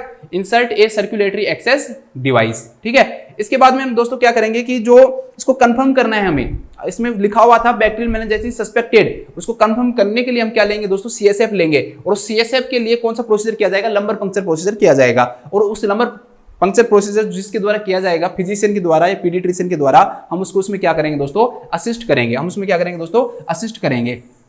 अब आप कहोगे कि सर इसके अंदर आप डायरेक्टली ये बोल देते ना कि प्रेस्क्राइब्ड एंटीबायोटिक्स एडमिनिस्टर कर दो। दोस्तों अभी ये सस्पेक्टेड है, इसका कोज वायरल भी हो सकता है, ठीक है, बैक्टीरियल भी हो सकता है। बैक्टीरिया में कौन सी बैक्टीरिया से है? तो एंटीबायोटिक प्रेस्क्राइब करने के लिए हमें जो कोज है ना उसका पता होना क्या है? जरूरी है। अब हमें कोज ही पता नहीं है और बिना कोज के हम एंटीबायोटिक कैसे प्रेस्क्राइब कर सकते हैं? तो ज्यादातर ये किया जाता है कि जो सीएसएफ है दोस्तों, उसका टेस्ट करके कंफर्म करके डायग्नोसिस, उसके बाद में जो एंटीबायोटिक उसको क्या किया जाता है? प्रेस्क्राइब किया जाता है। ठीक है, इसलिए हम पहले क्या करते हैं? नंबर पंक्चर असिस्ट करके सीएसएफ को भेजते हैं, फिर उससे पता लगाते हैं और फिर उसकी रिपोर्ट के आधार पर जो एससीपी है वो हमें क्या देता है? एंटीबायोटिक देता है। इसलिए इसके बाद क्या आएगा? ये एडमिनिस्टर आएगा प्रेस्क्राइब्ड एंटीबायोटिक्स, इसलिए बाद में आएगा ये एडमिनिस्टर प्रेस्क्राइब। तो पहले हम असिस्ट करेंगे लंबर पंक्चर में और उसको असिस्ट करने के बाद में, ठीक है, उसको असिस्ट करने के बाद में दोस्तों फिर हम जो एंटीबायोटिक्स उनको क्या करेंगे? फिर monitor for sign of neutral rigidity, जो साइन है दोस्तों उनको क्या करते रहना? आपको मॉनिटर करते रहना कंटिन्यू। क्यों? न्यूट्रल रिजिडिटी का मतलब क्या होता है कि बच्चे के अंदर, इसके अंदर क्या देखने को मिलता है दोस्तों? जैसे ब्रेडिकार्डिया है, ये सिम्टम देखने को मिलता है। इंक्रीज्ड आईसीपी है, ये देखने को मिलता है। ठीक है, बच्चे के अंदर हेडेक है, ये देखने को मिलता है। बच्चे के अंदर नोजिया एंड वोमिटिंग है, ये देखने को मिलती है। बच्चे के अंदर न्यूट्रल रिजिडिटी है, मतलब नेजल स्टीफनेस देखने को मिलती है दोस्तों। ठीक है, न्यूट्रल रिजिडिटी का मतलब क्या है? जो नेक है ना वो स्टीप हो जाती है बिल्कुल है। ठीक है, मूवमेंट करने में क्या होता है? प्रॉब्लम होता है। तो इसे हम किस नाम जानते हैं? न्यूट्रल रिजिडिटी के नाम से जानते हैं। तो यहां पर ये बाद की क्या बनती है दोस्तों? न्यूट्रल रिजिडिटी, ये प्रायोरिटी के अंदर सबसे लास्ट के अंदर यहां पर आएगा। तो इसका आंसर क्या हो जाएगा? पहला इंस्टीट्यूट रेस्पिरेटरी आइसोलेशन, तो पहला इन दोनों ऑप्शन में, एक इसमें एक ऑप्शन इसमें है। फिर इसके बाद हम क्या करेंगे? जो सर्कुलेटरी एक्सेस डिवाइस है वो इंसर्ट करेंगे, तो थर्ड, तो पहला, फिर तीसरा, फिर उसके बाद दूसरा असिस्ट करेंगे लंबर पंक्चर के अंदर, फिर फोर्थ एडमिनिस्टर करेंगे जो भी प्रेस्क्राइब्ड मेडिकेशन हैं। लंबर पंक्चर के बाद हमें पता लगेगा कि कौन सी मेडिसिन देनी है। और लास्ट क्या करेंगे? Monitor for sign of neutral rigidity. ठीक है, जो न्यूट्रल रिजिडिटी के जो साइन है दोस्तों उनको क्या करेंगे? हम मॉनिटर करेंगे। इसके बाद हम नेक्स्ट क्वेश्चन देखते हैं। नेक्स्ट जो हमारे सामने क्वेश्चन है दोस्तों, that is bradycardia, that is corrective surgery for hypertrophic pyloric stenosis. ये माइक निकल गया, एक सेकंड रुकना बच्चों।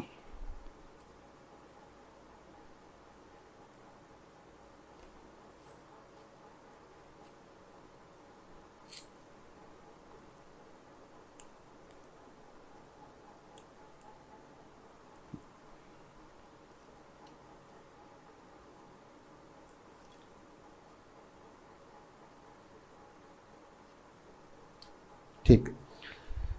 नेक्स्ट क्वेश्चन है दोस्तों, corrective surgery for hypertrophic pyloric stenosis. ठीक है, जो हाइपरट्रोफिक पाइलोरिक स्टेनोसिस क्या है दोस्तों, कि जो स्टोमक है उसका पाइलोरिक जो स्फिंक्टर है उसके अंदर सर्कुलर जो मसल्स है दोस्तों उसके अंदर क्या हो रही है, स्टोनिसिस हो रही है। ठीक है, स्टोनिसिस मतलब कि जो कंटेंट है दोस्तों वो आगे नहीं जा पा रहा, वो नैरो हो गया है। तो इसे हम किस नाम जानते हैं, हाइपरट्रोफिक पाइलोरिक स्टेनोसिस के नाम से जानते हैं। कई सारे सिम्टम्स आपने इसमें पढ़े होंगे, प्रोजेक्टाइल वोमिटिंग देखने को मिलती है, मतलब एकदम से वोमिटिंग तेज होती है, फोर्सफुल वोमिटिंग होती है।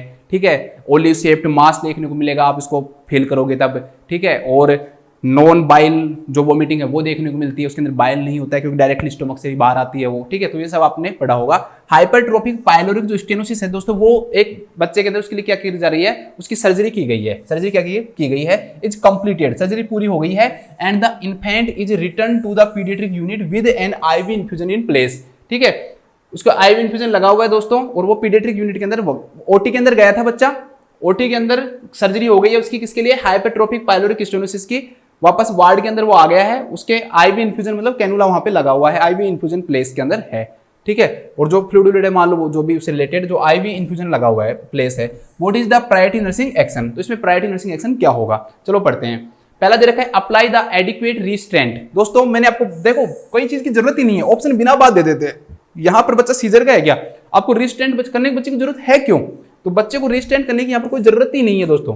दूसरा देखा एडमिनिस्ट्रेट माइल्ड सिडेटिव, बिना प्रिस्क्रिप्शन के हम कोई सिडेटिव नहीं देते बच्चे को, कैसे भी सिडेटिव की, बच्चे को यहाँ पर सिडेटिव की कोई जरूरत पड़ेगी नहीं, तो क्यों दोगे।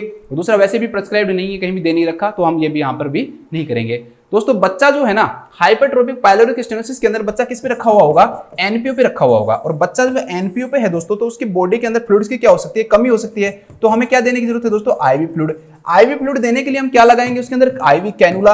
लेकिन इस क्वेश्चन में पहले ही दे रखा है कि आईवी कैनुला लगा हुआ है, लेकिन आईवी कैनुला में हम कोई भी ड्रग देते हैं उससे पहले ये चेक करते हैं कि वो कैनुला सही से काम कर रहा है या नहीं कर रहा। अगर वो कैनुला सही से काम नहीं कर रहा है दोस्तों, तो मतलब उसके अंदर इनफिल्ट्रेशन हो सकता है। ठीक है, या फिर उसके अंदर जो फेल्बाइटिस है उसकी कंडीशन। तो कैनुला में कभी भी बच्चों के अंदर, बड़ों के अंदर, किसी के अंदर भी कोई भी ड्रग देते हैं, ड्रग देने से पहले हम क्या चेक करते हैं दोस्तों, कि उसके अंदर किसी भी प्रकार का इनफिल्ट्रेशन तो नहीं हो रहा है, उसके अंदर किसी प्रकार का इनफिल्ट्रेशन तो नहीं हो रहा है। इसलिए हम असेस करते हैं आईवी साइट को फॉर द इनफिल्ट्रेशन के लिए। इसलिए दोस्तों इसका जो आंसर हो जाएगा दैट विल बी थर्ड। क्यों, क्योंकि बच्चा एनपीओ पे, और प्रायोरिटी यहां पर क्या होगा दोस्तों, फ्लूइड होगा। प्रायोरिटी यहां पर क्या होगा, फ्लूइड होगा। रिस्ट्रेंट वैसे नहीं करेंगे, माइल्ड सिडेटिव देंगे नहीं, बच्चा वैसे पे एनपीओ पे था, तो यहां पर इतना नेजोगैस्ट्रिक जो सक्शन है दोस्तों उसकी यहां पे जरूरत पड़ेगी नहीं। तो अटैच द नेजोगैस्ट्रिक ट्यूब, तो सक्शन के लिए यहां पर ये भी जरूरत नहीं पड़ेगी। तो इस क्वेश्चन का आंसर हो जाएगा assess the IV site for infiltration. क्यों, क्योंकि हमें फ्लूइड देना है, फ्लूइड देने के लिए हम चेक करेंगे कि कैनुला सही से काम कर रहा है नहीं कर रहा। इसलिए कैनुला पहले से लगा हुआ था, नहीं लगा हुआ होता तो ऑप्शन में यहां पर ये होता।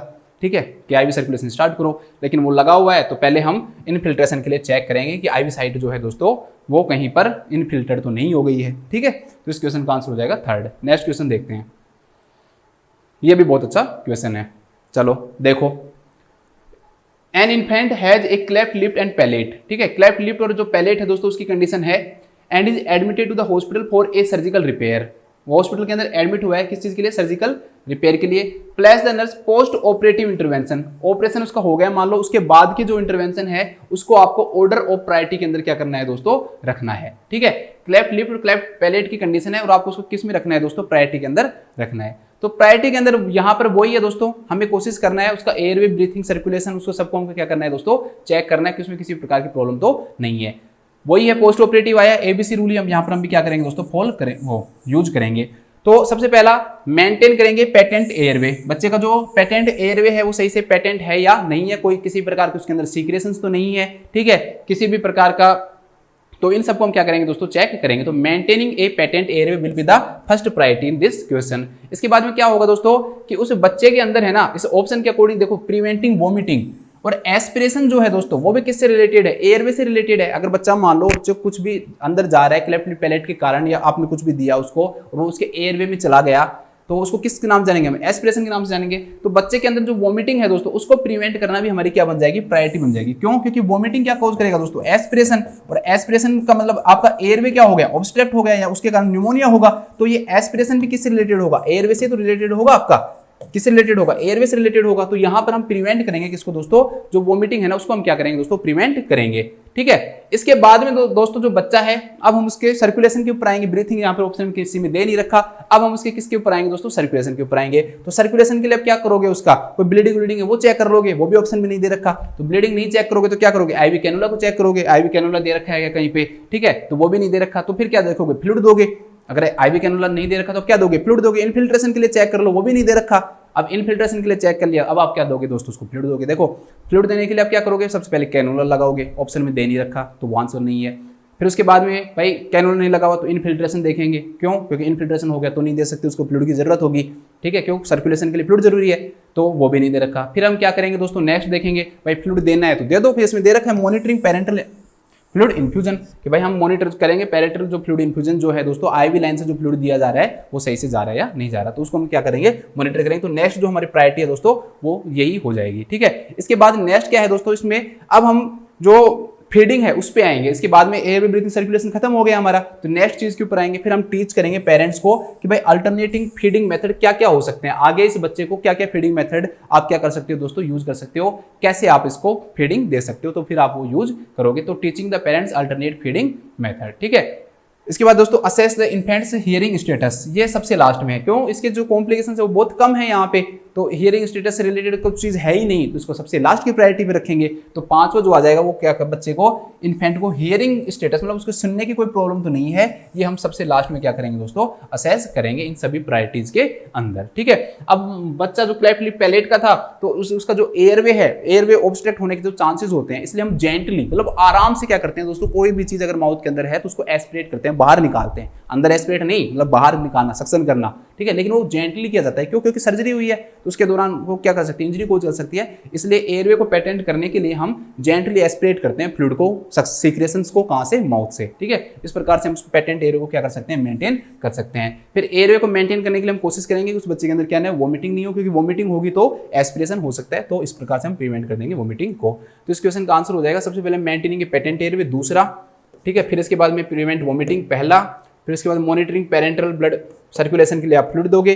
फिर उसके बाद में आप उसको टीच करोगे अल्टरनेटिव फीडिंग मेथड के लिए, और सबसे ज्यादा कम इंपॉर्टेंट क्या हो जाएगा, इन्फेंट का हियरिंग स्टेटस। तो इस क्वेश्चन का जो आंसर हो जाएगा that will be a 21453, 21453 will be the answer of this question. चलो next move to the next question. Next जो क्वेश्चन है दोस्तों वो दे रखा है, a 3 year old child is scheduled for a cardiac catheterisation. एक 3 साल का बच्चा है दोस्तों, उसको शेड्यूल किया गया किसके लिए, कार्डियक कैथेटराइजेशन के लिए। हमने एडल्ट के लिए वैसा क्वेश्चन पढ़ा है, लगभग सेम वैसा क्वेश्चन है ये। What is the priority nursing care after this procedure, इस प्रोसीजर के बाद में दोस्तों जो प्रायोरिटी नर्सिंग एक्शन होगा या प्रायोरिटी नर्सिंग केयर होगा वो क्या होगा। पहला ऑप्शन दे रखा है कि एनकरेज करेंगे हम अर्ली एम्बुलेशन को। मैंने आपको पहले ही बताया था दोस्तों, एनकरेज नहीं करेंगे, कुछ समय के लिए इमोबाइल रखा जाता है, मतलब कि मूवमेंट नहीं करवाया जाता, ऑन बेड रखा जाता है, रेस्ट पे रखा जाता है। ठीक है, उसका जो लेग है उसको किस में रखेंगे दोस्तों, हम एक्सटेंशन के ऊपर रखेंगे, फ्लेक्शन में नहीं रखेंगे। तो ये अर्ली एम्बुलेशन बिल्कुल गलत है। यहाँ पर कुछ समय के लिए क्या जरूरत देने की, रेस्ट की जरूरत है उसको। ठीक है, उसके जो एक्सट्रीमिटीज हैं, उसकी जो लेग है उसको एक तरह से बिना मोड़े रखना है हमें, इमोबाइल रखना है हमें। ठीक है, तो ये बिल्कुल क्या हो जाएगा दोस्तों, गलत हो जाएगा। ठीक है, इसके बाद नेक्स्ट दे रखा है monitor the site for bleeding. दोस्तों यहाँ पर यही इसका क्या हो जाएगा, आंसर हो जाएगा कि हम बच्चे को ब्लीडिंग के साइन के लिए क्या करेंगे दोस्तों, असेस करेंगे। बच्चे को ब्लीडिंग के साइन के लिए क्या करते हैं, हम असेस करते हैं। क्यों, क्योंकि यहाँ पर हम मानते हैं कार्डियक कैथेटराइजेशन के लिए जो आर्टरी यूज की होगी उसकी जो साइज जो है दोस्तों वो क्या होती है, लार्ज होती है, और लार्ज साइज होने के कारण वहां पर हिमेटोमा होने के चांसेस क्या हो जाते हैं, ज्यादा हो जाते हैं, और हिमेटोमा होने के कारण जो ब्लीडिंग है उसके चांसेस भी क्या होंगे दोस्तों, ज्यादा होंगे। तो ये सब चीजों के कारण हम सबसे पहले क्या चीज करेंगे दोस्तों, हम मॉनिटर करेंगे site for bleeding. Restricting fluids until the blood pressure is stabilised, बिल्कुल गलत है। बच्चा है दोस्तों, उसको फ्लूइड की जरूरत है। ठीक है, बच्चा डिहाइड्रेटेड हो जाएगा। बच्चे को हम कभी भी फ्लूइड को क्या नहीं करेंगे, रेस्ट्रिक्ट नहीं करेंगे, बच्चे को हम फ्लूइड देंगे, यहाँ पर फ्लूइड देना होगा, इसलिए ये ऑप्शन तो वैसे ही गलत हो गया। देखो ये कुछ क्वेश्चन तो बिल्कुल कई ऐसे ऑप्शन होते हैं जिनको तो बिल्कुल आप आराम से क्या कर सकते हो, हटा सकते हो। यहाँ पर अर्ली एम्बुलेशन दे रखा है तो ये करते ही नहीं है, वैसे ही गलत हो गया। रेस्ट्रिक्ट कर दे रखा है फ्लूइड को, भाई रेस्ट्रिक्ट क्यों करेंगे फ्लूइड को, हम फ्लूइड तो हमें देना होगा बच्चे को। ठीक है, तो ये गलत हो गया। Comparing the blood pressure of the both lower extremities, कि दोनों जो एक्सट्रीमिटीज हैं दोस्तों, उसकी राइट और जो लेफ्ट लेग हैं, उन दोनों का जो ब्लड प्रेशर है उसको हम क्या करेंगे दोस्तों, कंपेयर करेंगे, बिल्कुल गलत है। अगर कंपेयर किया भी जाता है ना तो वो पल्स को किया जाता है। किसको कंपेयर किया जाता है? पल्स। राइट और लेफ्ट जो लेग है दोस्तों उनकी पल्स के अंदर तो कोई अंतर नहीं है, ठीक है। उसकी पल्स रेट जो है दोस्तों उसको क्या किया जाता है? असेस किया जाता है, न कि बीपी को। और इन्होंने क्या लिखा रखा है? ब्लड प्रेशर को। जो ब्लड प्रेशर की जगह यहाँ पर पल्स होता तो वो फिर भी ठीक हो सकता था, लेकिन यहाँ पर बीपी दे रखा है, तो इसलिए ये तीनों ऑप्शन इसके गलत हैं। एक ही ऐसा ऑप्शन है जो बिल्कुल सही दे रखा है, monitor the site for bleeding. जो साइट है दोस्तों उसको ब्लीडिंग के लिए हम क्या करेंगे? असेस करेंगे। चलो नेक्स्ट क्वेश्चन पे आते हैं। नेक्स्ट क्वेश्चन है दोस्तों, ए चाइल्ड रिसीव एक gastrostomy tube feeding every 4 hour. ठीक है, हम बच्चे को फीडिंग देते हैं, एनजी ट्यूब से फीडिंग दे रहे हैं ऐसे मान लो, या गैस्ट्रोस्टोमी ट्यूब से फीडिंग दे रहे हैं हम इसको, ठीक है। गैस्ट्रोस्टोमी जो ट्यूब है उससे हम फीडिंग दे रहे हैं हर 4 घंटे के अंदर। What is the priority nursing action intervention for this child? तो इस बच्चे का प्रायोरिटी नर्सिंग इंटरवेंशन है दोस्तों वो क्या होगा? पहला दे रखा है open the tube 1 hour before feeding, कि फीडिंग देने से 1 घंटे पहले हम जो ट्यूब है उसको क्या करेंगे? ओपन करेंगे। बिल्कुल गलत बात है, 1 घंटे पहले नहीं, जस्ट बिफोर, ठीक है। हम क्लैंप जरूर करते हैं फीडिंग देने के जस्ट बाद, जैसे ही हमने ट्यूब को वॉश कर दिया, मान लो हमने वाटर के द्वारा उसको क्लीन कर दिया दोस्तों, तो उस कंडीशन के अंदर उसको क्लैंप जरूर कर दिया जाता है। लेकिन ऐसा नहीं है कि फीडिंग देने से 1 घंटे पहले उस ट्यूब को आपको खोलने की जरूरत है, ये बिल्कुल गलत हो गया। 1 घंटे पहले खोलने की कोई जरूरत यहाँ पे नहीं है, ठीक है। इसके बाद keep the child lying flat during the feeding, कि बच्चे को आपको फ्लैट रखना है जब फीडिंग दोगे, बिल्कुल गलत है। क्यों? अगर आप बच्चे को फ्लैट रखोगे तो बच्चे के अंदर एस्पिरेशन के जो चांसेस है वो बढ़ेंगे। तो बच्चे के हेड को थोड़ा सा हम क्या रखते हैं दोस्तों? एलिवेट रखते हैं, ऊंचा रखते हैं हेड को, ठीक है, न कि फ्लैट रखेंगे। तो फ्लैट रखना तो रिस्की हो जाएगा, एस्पिरेशन के चांसेस बढ़ जाएंगे। तो ये क्वेश्चन का ये ऑप्शन जो है दोस्तों ये बिल्कुल क्या हो गया? आपका गलत हो गया। इसके बाद दोस्तों नेक्स्ट दे रखा है plus the tube with normal saline after feeding, ठीक है। तो पहली बात इसमें प्रायोरिटी है, ये तो प्रायोरिटी के अकॉर्डिंग ये बाद का काम हो गया ना, पहले का काम नहीं है ये, ठीक है, ये बाद का काम हो गया।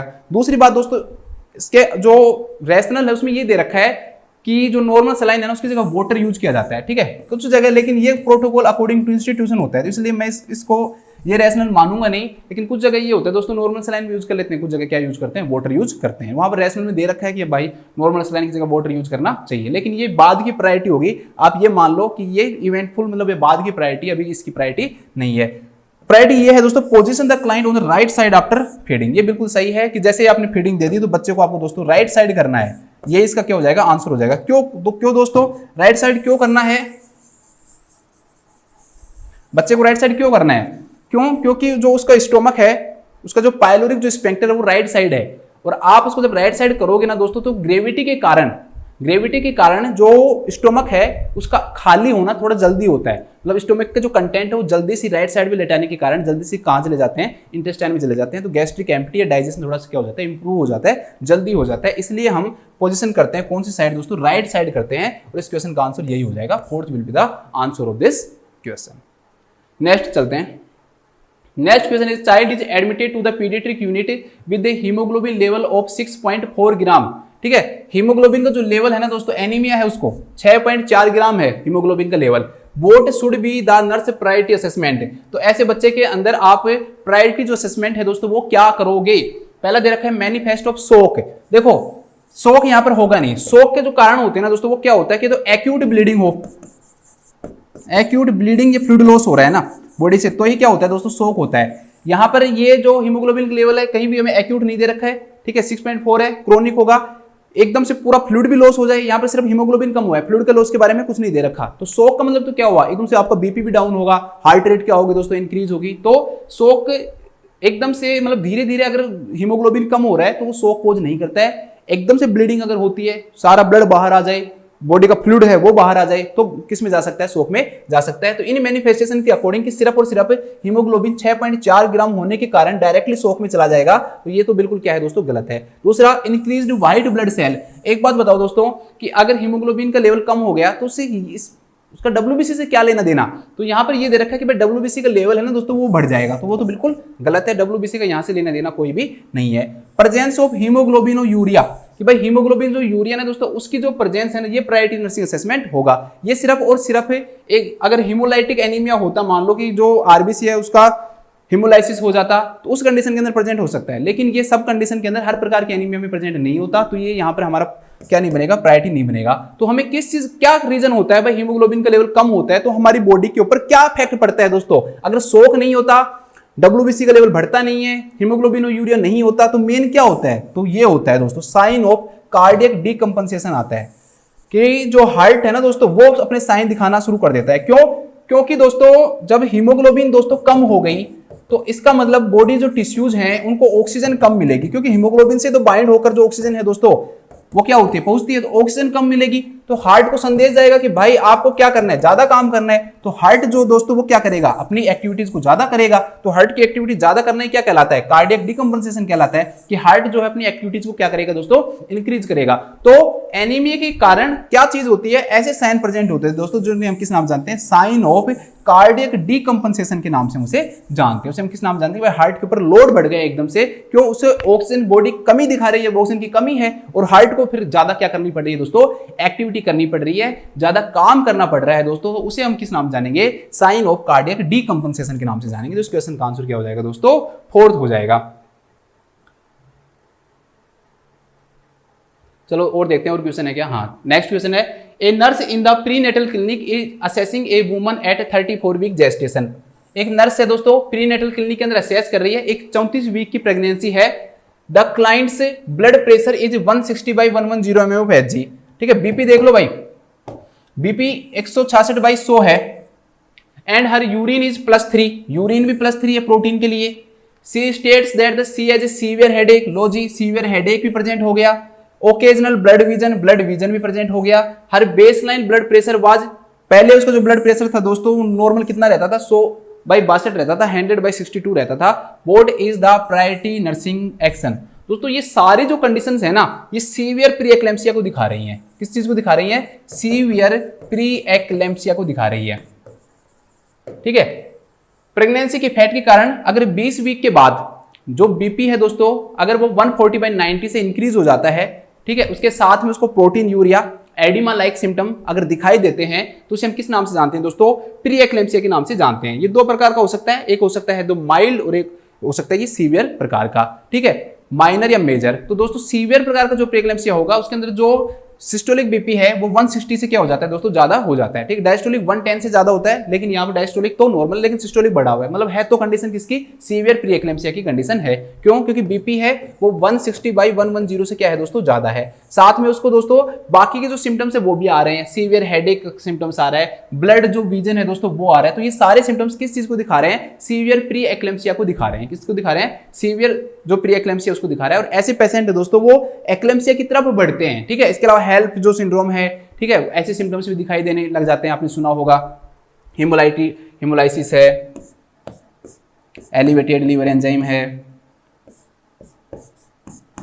लो प्लेटलेट है। ठीक है, ये सिम्टम्स भी दिखाई देते हैं इसके अंदर, सीवियर प्री एक्लेम्पसिया के अंदर दिखाई देने लग जाते हैं। हेल्प सिंड्रोम बोलते हैं इसको हम, haemolysis, elevated liver enzyme and low platelet. तो ये सिम्टम भी दिखाई देते हैं। तो ये जो सारे सिम्टम्स है दोस्तों किस चीज को दिखा रहे हैं, ये सीवियर प्री एक्लेम्पसिया को दिखा रहे हैं। और सीवियर प्री एक्लेम्पसिया का जो क्लाइंट है ना दोस्तों उसके चांसेस क्या होते हैं, एक्लेम्पसिया के तरफ जाने के होते हैं। और एक्लेम्पसिया एक इमरजेंसी कंडीशन है, यहाँ पे सीवियर प्री एक्लेम्पसिया भी क्या है दोस्तों, एक इमरजेंसी कंडीशन है। और इस क्वेश्चन के अंदर ये दे रखा है कि जो पेशेंट है ना दोस्तों वो कहाँ पे आया है, प्री नेटल क्लिनिक के अंदर आया है। देखो ये यही तो है इंग्लिश के क्वेश्चन, थोड़े से अलग का मतलब दोस्तों कि जो क्लाइंट है ना वो ओपीडी के अंदर आया है और ओपीडी के अंदर इमरजेंसी नहीं होती है। तो आपकी पहली प्रायोरिटी क्या होगी दोस्तों कि जो पेशेंट है ना वो कहां पहुंचे, इमरजेंसी के अंदर पहुंचे। पेशेंट कहां पहुंचे दोस्तों, इमरजेंसी के अंदर पहुंचे। क्यों, क्योंकि सारे जो भी चीज लगेगी, इंजेक्शन लगेंगे, वो सब ओपीडी में कुछ नहीं लगेगा। ये सारी चीजें कहां लगेगी दोस्तों, उसके इमरजेंसी के अंदर लगेगी। तो अपना पहला यहाँ पर प्रायोरिटी क्या हो जाएगा कि क्लाइंट अगर ओपीडी के अंदर है तो आपको उसको कहां भेजना है दोस्तों, इमरजेंसी के अंदर भेजना है। कहां भेजना है, इमरजेंसी के अंदर भेजना है। तो इसलिए हम उसके लिए क्या करेंगे, अरेंज करेंगे transportation to the hospital and nurse will be with her. हम अरेंज करेंगे कि हॉस्पिटल तक ट्रांसपोर्टेशन मिले, उसके साथ नर्स खुद भी जाएगी। क्यों, क्योंकि उस पेशेंट को मान लो सीजर आते हैं तो सेफ्टी भी तो देना है ना। सेफ्टी हमारी क्या हो रहेगी दोस्तों, हमारा कंसर्न रहेगा, हमारे को सेफ्टी देना क्या होगी, जरूरी होगी। इसमें नेक्स्ट दे रखा है obtain A prescription for an anti hypertensive. दोस्तों जब मेडिकेशन देनी ही इमरजेंसी के अंदर है, हॉस्पिटल के अंदर है, तो सिर्फ एक प्रिस्क्रिप्शन लिखवाने से ओपीडी में कोई फर्क नहीं पड़ेगा। ठीक है, यहाँ पर ओपीडी है, यहाँ पर इंजेक्शन नहीं लगेंगे, पहली चीज ये दिमाग में रखना। आप सोचो कि सर वहां भी लगा देंगे हम, हाँ तो लगाने में कुछ भी लगा दो, लेकिन प्रोटोकॉल के अकॉर्डिंग ये सारी जो मेडिकेशन हैं वो सब कहाँ दी जा सकती है, इमरजेंसी में दी जा सकती है, हॉस्पिटल के अंदर दी जा सकती है। तो सिर्फ आप प्रिस्क्रिप्शन लिखवा लो डॉक्टर से तो उसका कोई फायदा यहाँ पे है नहीं। उसमें ये दे रखा कि भाई एक प्रिस्क्रिप्शन ले लो आप एंटी हाइपरटेंसिव का, तो उसका कोई फायदा नहीं है। नेक्स्ट दे रखा recheck the blood pressure with in half an our, कि आप वापस से ब्लड प्रेशर को क्या करो दोस्तों, आधे घंटे बाद चेक करो। आप आधे घंटे तक वेट नहीं कर सकते हो। We can't wait for half an hour, हम आधे घंटे के लिए वेट नहीं कर सकते हैं। क्यों? क्योंकि सारे जो सिम्टम्स हैं that are showing that patient is suffering from severe preeclampsia, कि पेशेंट सीवियर प्रीएक्लेम्सिया से गुजर रहा है और इस कंडीशन के अंदर हमें मोस्ट प्रायोरिटी देनी है पेशेंट को। हम वेट नहीं करेंगे, आधे घंटे या 1 मिनट भी हमें वेट नहीं करना है। तो ये बिल्कुल क्या हो जाएगा दोस्तों, गलत हो जाएगा। नेक्स्ट देखा है obtain a prescription for acetaminophen to receive the headache. भाई उसको जो रिलीव द हेडेक, उसको हेडेक हो रहा है, उसको ठीक करने के लिए आप प्रेस्क्रिप्शन लोगे, बिल्कुल गलत है। मैंने कहा था कि जो भी मेडिकेशन आप दोगे वो कहाँ देंगे, हम इमरजेंसी के अंदर देंगे, वहां पर हम कोई भी प्रेस्क्रिप्शन लेने का हमें कोई फायदा है नहीं। तो इस क्वेश्चन का जो आंसर हो जाएगा दोस्तों कि हमें सबसे जल्दी से जल्दी पेशेंट को कहाँ पहुंचाना है, हॉस्पिटल पहुंचाना है। तो arrange transportation to the hospital. इसके बाद हम देखते हैं नेक्स्ट क्वेश्चन। नेक्स्ट क्वेश्चन दोस्तों, client who is at 26 week gestation, 26 week की प्रेगनेंसी है दोस्तों, arrives at the clinic for her scheduled examination. ठीक है, क्लिनिक के अंदर आती है वो किसके लिए, अपने एग्जामिनेशन के लिए। शेड्यूल्ड एग्जामिनेशन है, उसको पहले से टाइम दिया हुआ था कि आपको इतनी तारीख को आना है, ऐसे आना है। उसका ब्लड प्रेशर दोस्तों 150/86 है। इसका मतलब दोस्तों देखो 26 वीक की प्रेगनेंसी है, मतलब 20 वीक के बाद है, तो उसको प्रेगनेंसी इंड्यूस्ड हाइपरटेंशन है या नहीं है, मतलब प्रेगनेंसी के कारण हाइपरटेंशन बढ़ा है। हमेशा जो सिम्टम्स है 20 वीक के कब आते हैं, बाद में आते हैं। इसमें पहले से दे रखा है 26 वीक है, बीपी बढ़ा हुआ, पहला चीज मिल गया हमें कि बीपी बढ़ा हुआ है। She tells the nurse that she has gained 5 pound in the last 2 week, कि 2 सप्ताह के अंदर दोस्तों उसका जो वजन है ना वो 5 पाउंड बढ़ गया है।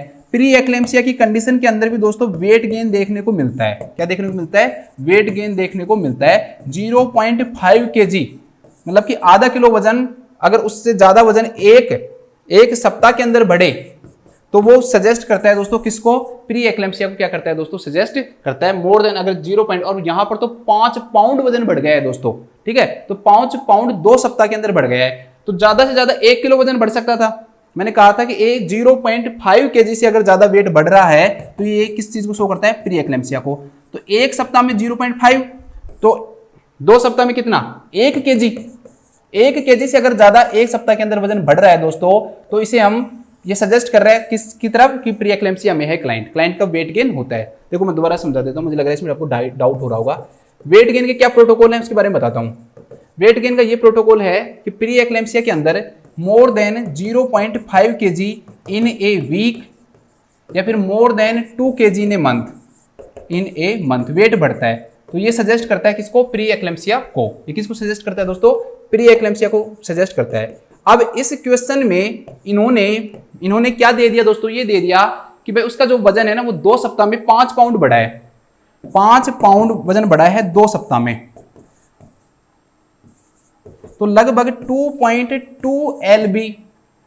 ठीक है, मतलब पाउंड के अंदर कितना होता है दोस्तों वजन, 1 किलो होता है। ठीक है, तो 4.4 पाउंड में कितना वजन हो गया दोस्तों उसका, 2 किलो। तो इसका मतलब उसका पिछले 2 सप्ताह में 2 किलो से भी क्या बढ़ा है दोस्तों, ज्यादा वजन बढ़ा है। और हमने कहा कि 1 वीक के अंदर 0.5 kg से ज्यादा नहीं बढ़ना चाहिए। अगर आप 2 वीक भी लोगे तो 1 किलो से ज्यादा नहीं बढ़ना चाहिए। और यहां पर उसका जो वजन है दोस्तों वो कितना बढ़ रहा है, आपका 2 किलो से ज्यादा बढ़ रहा है, जबकि 1 किलो से ज्यादा नहीं बढ़ना चाहिए। तो ये किस चीज को सजेस्ट कर रहा है कि वो क्लाइंट है दोस्तों किस चीज की तरफ है, प्री एक्लेम्सिया की तरफ है। लेकिन अभी कंफर्म नहीं हुआ। क्यों? कंफर्म करने के लिए आपको प्री एक्लेम्सिया को एक सिम्टम और लाना पड़ेगा। उसका क्या नाम है दोस्तों, प्रोटीन यूरिया। वेट गेन आ गया, बीपी बढ़ा हुआ आ गया। ठीक है, वेट गेन आ गया, बीपी बढ़ा हुआ आ गया, लेकिन एक चीज नहीं आई दोस्तों, वो क्यों नहीं आई, प्रोटीन यूरिया नहीं आई। तो अब इसमें दे रखा है कि what is the priority nursing action. Priority nursing action आपका असेसमेंट है दोस्तों, आपको डायग्नोसिस को कंफर्म करनी है किस क्लाइंट को प्री एक्लेम्सिया तो नहीं है। और प्री एक्लेम्सिया को कंफर्म कब करोगे आप, जब उसके अंदर क्या प्रेजेंट होगा, प्रोटीन यूरिया प्रेजेंट होगा। और प्रोटीन यूरिया प्रेजेंट करने के लिए आप उसका क्या करोगे दोस्तों, टेस्ट करोगे। किसके लिए, एल्ब्यूमिन के लिए, कि यूरिन के अंदर कहीं उसके अंदर एल्ब्यूमिन तो नहीं है। यही तो किस चीज को शो करेगा, प्रोटीन यूरिया तो नहीं है। अगर ये कंफर्म हो गया तो हम उसका ट्रीटमेंट है किसके अकॉर्डिंग करेंगे दोस्तों, प्री एक्लेम्सिया के अकॉर्डिंग करेंगे। तो इस क्वेश्चन का जो आंसर हो जाएगा that will be test the client urine for the albumin. हम क्लाइंट का जो यूरिन है दोस्तों वो एल्ब्यूमिन के लिए क्या करेंगे, असेस करेंगे। इसके बाद नेक्स्ट देखिए, take the client's body temperature. Body temperature यहाँ पर कोई ऐसा सिम्टम प्रेजेंट नहीं होता कि भाई फीवर प्रेजेंट हो रहा हो, टेम्परेचर बढ़ रहा हो, कि आपको टेम्परेचर लेने की जरूरत यहाँ पे पड़ेगी। तो ये इसका यहाँ पर कोई भी prepare the client for a vaginal examination, कोई वेजाइनल ब्लीडिंग है दोस्तों वो प्री एक्लेम्सिया के अंदर प्रेजेंट नहीं है, तो वेजाइनल एग्जामिनेशन करने का भी यहाँ पे कोई फायदा नहीं होगा। Schedule the client for an appointment in a week. Client जो है दोस्तों उसको करंट ट्रीटमेंट की अभी जरूरत है और आप उसको कह रहे हो कि आपको 1 सप्ताह के बाद दोबारा से आना है, तो ये तो बिल्कुल पागलपन है, बिल्कुल गलत है। सबसे चारों ऑप्शनों के अंदर नहीं, जितने भी क्वेश्चन कराए हैं उन सारे क्वेश्चन के अंदर सबसे गलत ऑप्शन मैं इसी को दूंगा। तो ये भी बिल्कुल क्या हो जाएगा दोस्तों, गलत हो जाएगा। तो इस क्वेश्चन का आंसर हो जाएगा test the client urine for albumin, ताकि हम ये कंफर्म कर सके कि इस क्लाइंट को कहीं प्री एक्लेम्पसिया तो नहीं है। क्यों? क्योंकि हमें दो सिम्टम पहले से मिल गए। एक तो हमारे को बीपी बढ़ा हुआ मिल गया, ठीक है, 140/90 ज्यादा होता है तो 140 ज्यादा है 150। इसके अलावा जो वेट है दोस्तों वो भी क्या है, ज्यादा है। और तीसरा हमें प्रोटीन यूरिया को और देखना है, तो प्रोटीन यूरिया का भी हमें पता लग जाएगा। तो हमें पता लग जाएगा इस क्लाइंट प्री एक्लेम्पसिया से गुजर रहा है या नहीं गुजर रहा, फिर हम उसके अकॉर्डिंग उसको क्या देंगे, ट्रीटमेंट देंगे। तो इसका क्वेश्चन का आंसर होगा test the client's urine for albumin. इसके बाद हम नेक्स्ट क्वेश्चन देखते हैं।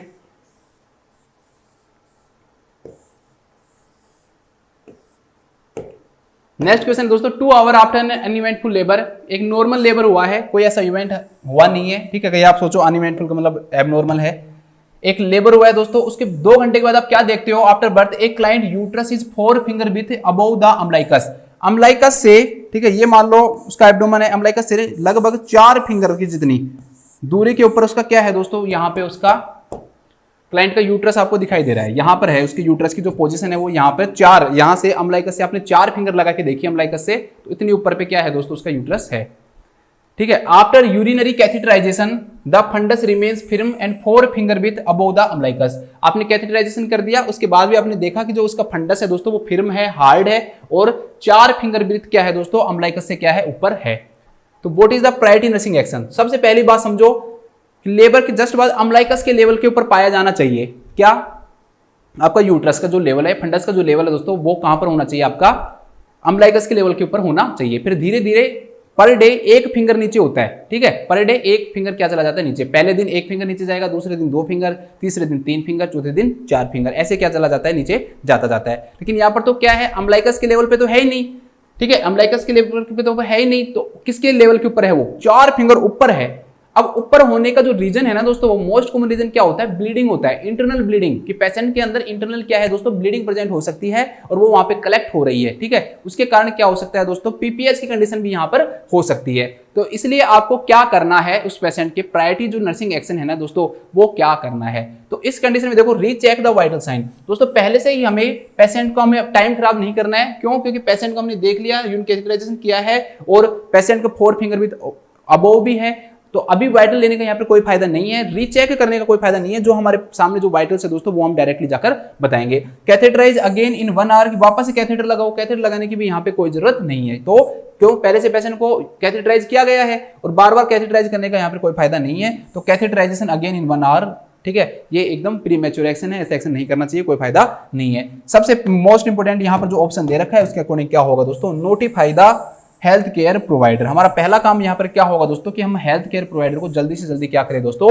नोटिफाई करें, कि हेल्थ प्रोवाइडर को हम जल्दी से जल्दी क्या करें दोस्तों, नोटिफाई करें। That will be the answer of this question. इसके बाद नेक्स्ट दे रखा है palpate the fundus every 2 hour. बहुत ज्यादा टाइम हो जाएगा, 2 घंटे के अंदर तो पेशेंट की अगर इंटरनल ब्लीडिंग हो रही होगी दोस्तों, पेशेंट की डेथ भी हो सकती है। तो आप 2 घंटे तक वेट नहीं कर सकते फंडस को पाल्पेट करने के लिए। तो आपको जल्दी से जल्दी हेल्थ केयर प्रोवाइडर है दोस्तों, उसको क्या करना है, नोटिफाई करना है। तो इसका आंसर हो जाएगा notify the health care provider. इसके बाद हम देखते हैं नेक्स्ट क्वेश्चन। नेक्स्ट क्वेश्चन, एक client is schedule for emergency abdominal surgery. एक क्लाइंट है दोस्तों, उसको हमने इमरजेंसी एब्डोमिनल जो सर्जरी है दोस्तों, उसके लिए क्या किया है, उसको शेड्यूल किया है। What is the priority pre operative nursing objectives when caring for the client, ठीक है, वो प्री ऑपरेटिव है, उसको हम भेजेंगे किसके लिए, एब्डोमिनल सर्जरी के लिए। तो आपको प्रायोरिटी नर्सिंग ऑब्जेक्टिव्स बताना है कि आपका क्या ऑब्जेक्टिव रहेगा जब आप इस पेशेंट के क्या करोगे दोस्तों, केयर करोगे, ठीक है, पेशेंट का केयर करोगे। दोस्तों ध्यान रखना, अब ऑप्शन के अकॉर्डिंग क्वेश्चन कैसे बदल जाता है। पहला देर का रिकोडिंग एक्यूरेट वाइटल साइन, देखो पहला वर्ड एक्यूरेट दे दिया, हम वैसे भी एक्यूरेट ही चेक करेंगे, ऐसे तो है नहीं कि बताने से कोई हो जाएगा। तो यहां पर एक्यूरेट वाइटल साइन लिखने का कोई फायदा नहीं है, और वाइटल साइन को भी रिकॉर्ड करने से पहले है ना, हमें एक काम करना पड़ेगा। क्यों, मैं आपको बताता हूं। इस क्वेश्चन का जो आंसर होगा ना दोस्तों, ये होगा that will B elevating the clients anxiety. अब मैं आपको कहोगे सर वाइटल साइन क्यों नहीं आ रहा, पहला काम वाइटल साइन भी असेस कर सकते हैं, एक्यूरेट भी चेक करेंगे, चलो लिखा हुआ एक्यूरेट कोई दिक्कत नहीं है। आप वाइटल साइन असेस क्यों नहीं कर रहे हो, आप क्यों क्लाइंट को एंजाइटी से एलिवेट कर रहे हो। नेक्स्ट देर का टीचिंग अबाउट अर्ली एम्बुलेशन, कि हम क्लाइंट को ये टीच करेंगे कि भाई आप अर्ली एम्बुलेशन के लिए, अर्ली जो एम्बुलेशन है उसको भाई आपको जल्दी मूवमेंट करना पड़ेगा सर्जरी के बाद में, उसके लिए आप उसको टीच करोगे, बढ़ाओगे या मेंटेन करोगे। क्लाइंट का न्यूट्रिशन जो स्टेटस है उसको क्या करोगे दोस्तों, मेंटेन करोगे। देखो अब मैं बताता हूं कि आंसर क्यों नहीं होगा दोस्तों। अगर क्लाइंट के अंदर एंजाइटी ज्यादा होगी, क्लाइंट के अंदर क्या होगी दोस्तों, एंजाइटी ज्यादा होगी। तो एंजाइटी का बढ़ा हुआ होना दोस्तों क्लाइंट के जो वाइटल जो साइन है ना, उनको क्या कर सकता है दोस्तों, अल्टर कर सकता है, एबनॉर्मल कर सकता है। ठीक है, कई बार पेशेंट चिंता के कारण अपना बीपी बढ़ा लेता है, अपनी पल्स बढ़ा लेता है, और वो सर्जरी के लिए जा रहा है, और अगर उस पेशेंट के अंदर एंजाइटी प्रेजेंट हुई ना, तो उस पेशेंट का जो वाइटल साइन आप ले रहे हो वो इनएक्यूरेट हो सकते हैं। वो हो सकता है कि आपको लग रहे हैं वो एक्यूरेट हो, लेकिन पेशेंट के एंजाइटी की लेवल के कारण वो वाइटल साइन क्या हो सकते हैं दोस्तों, एबनॉर्मल हो सकते हैं। इसलिए पेशेंट के वाइटल साइन लेने से भी पहले हमें उसकी जो एंजाइटी है उसको दूर करना क्या है दोस्तों, जरूरी है। इसलिए हम एलिवेट करेंगे क्लाइंट की एंजाइटी को। दूसरा, क्लाइंट कभी भी दोस्तों एंजाइटी में रहेगा, एंजाइटी के दौरान अगर आप उसको टीच करोगे, आप उसको टीचिंग दोगे कि भाई आपको ये करना है, अर्ली एम्बुलेशन करना है, तो वो सही 100% इफेक्टिव टीचिंग वो नहीं हो पाएगी, 100% इफेक्टिव टीचिंग वो नहीं हो पाएगी। क्यों? क्योंकि पेशेंट उसको सही तरह से ले ही नहीं पाएगा उस टीचिंग को। वो तो पहले की चिंता में है ना, उसको आप पहले तो उस चीज के लिए दूर करो। आप तो उसको बाद की बता रहे हो कि वो भाई उसके बाद आपको अर्ली एम्बुलेशन करना है, पोस्ट ऑपरेटिव मेजर्स आप उसको प्री ऑपरेटिव के अंदर बता रहे हो। तो वो बताने के लिए पेशेंट का नॉर्मल होना क्या है दोस्तों, जरूरी है।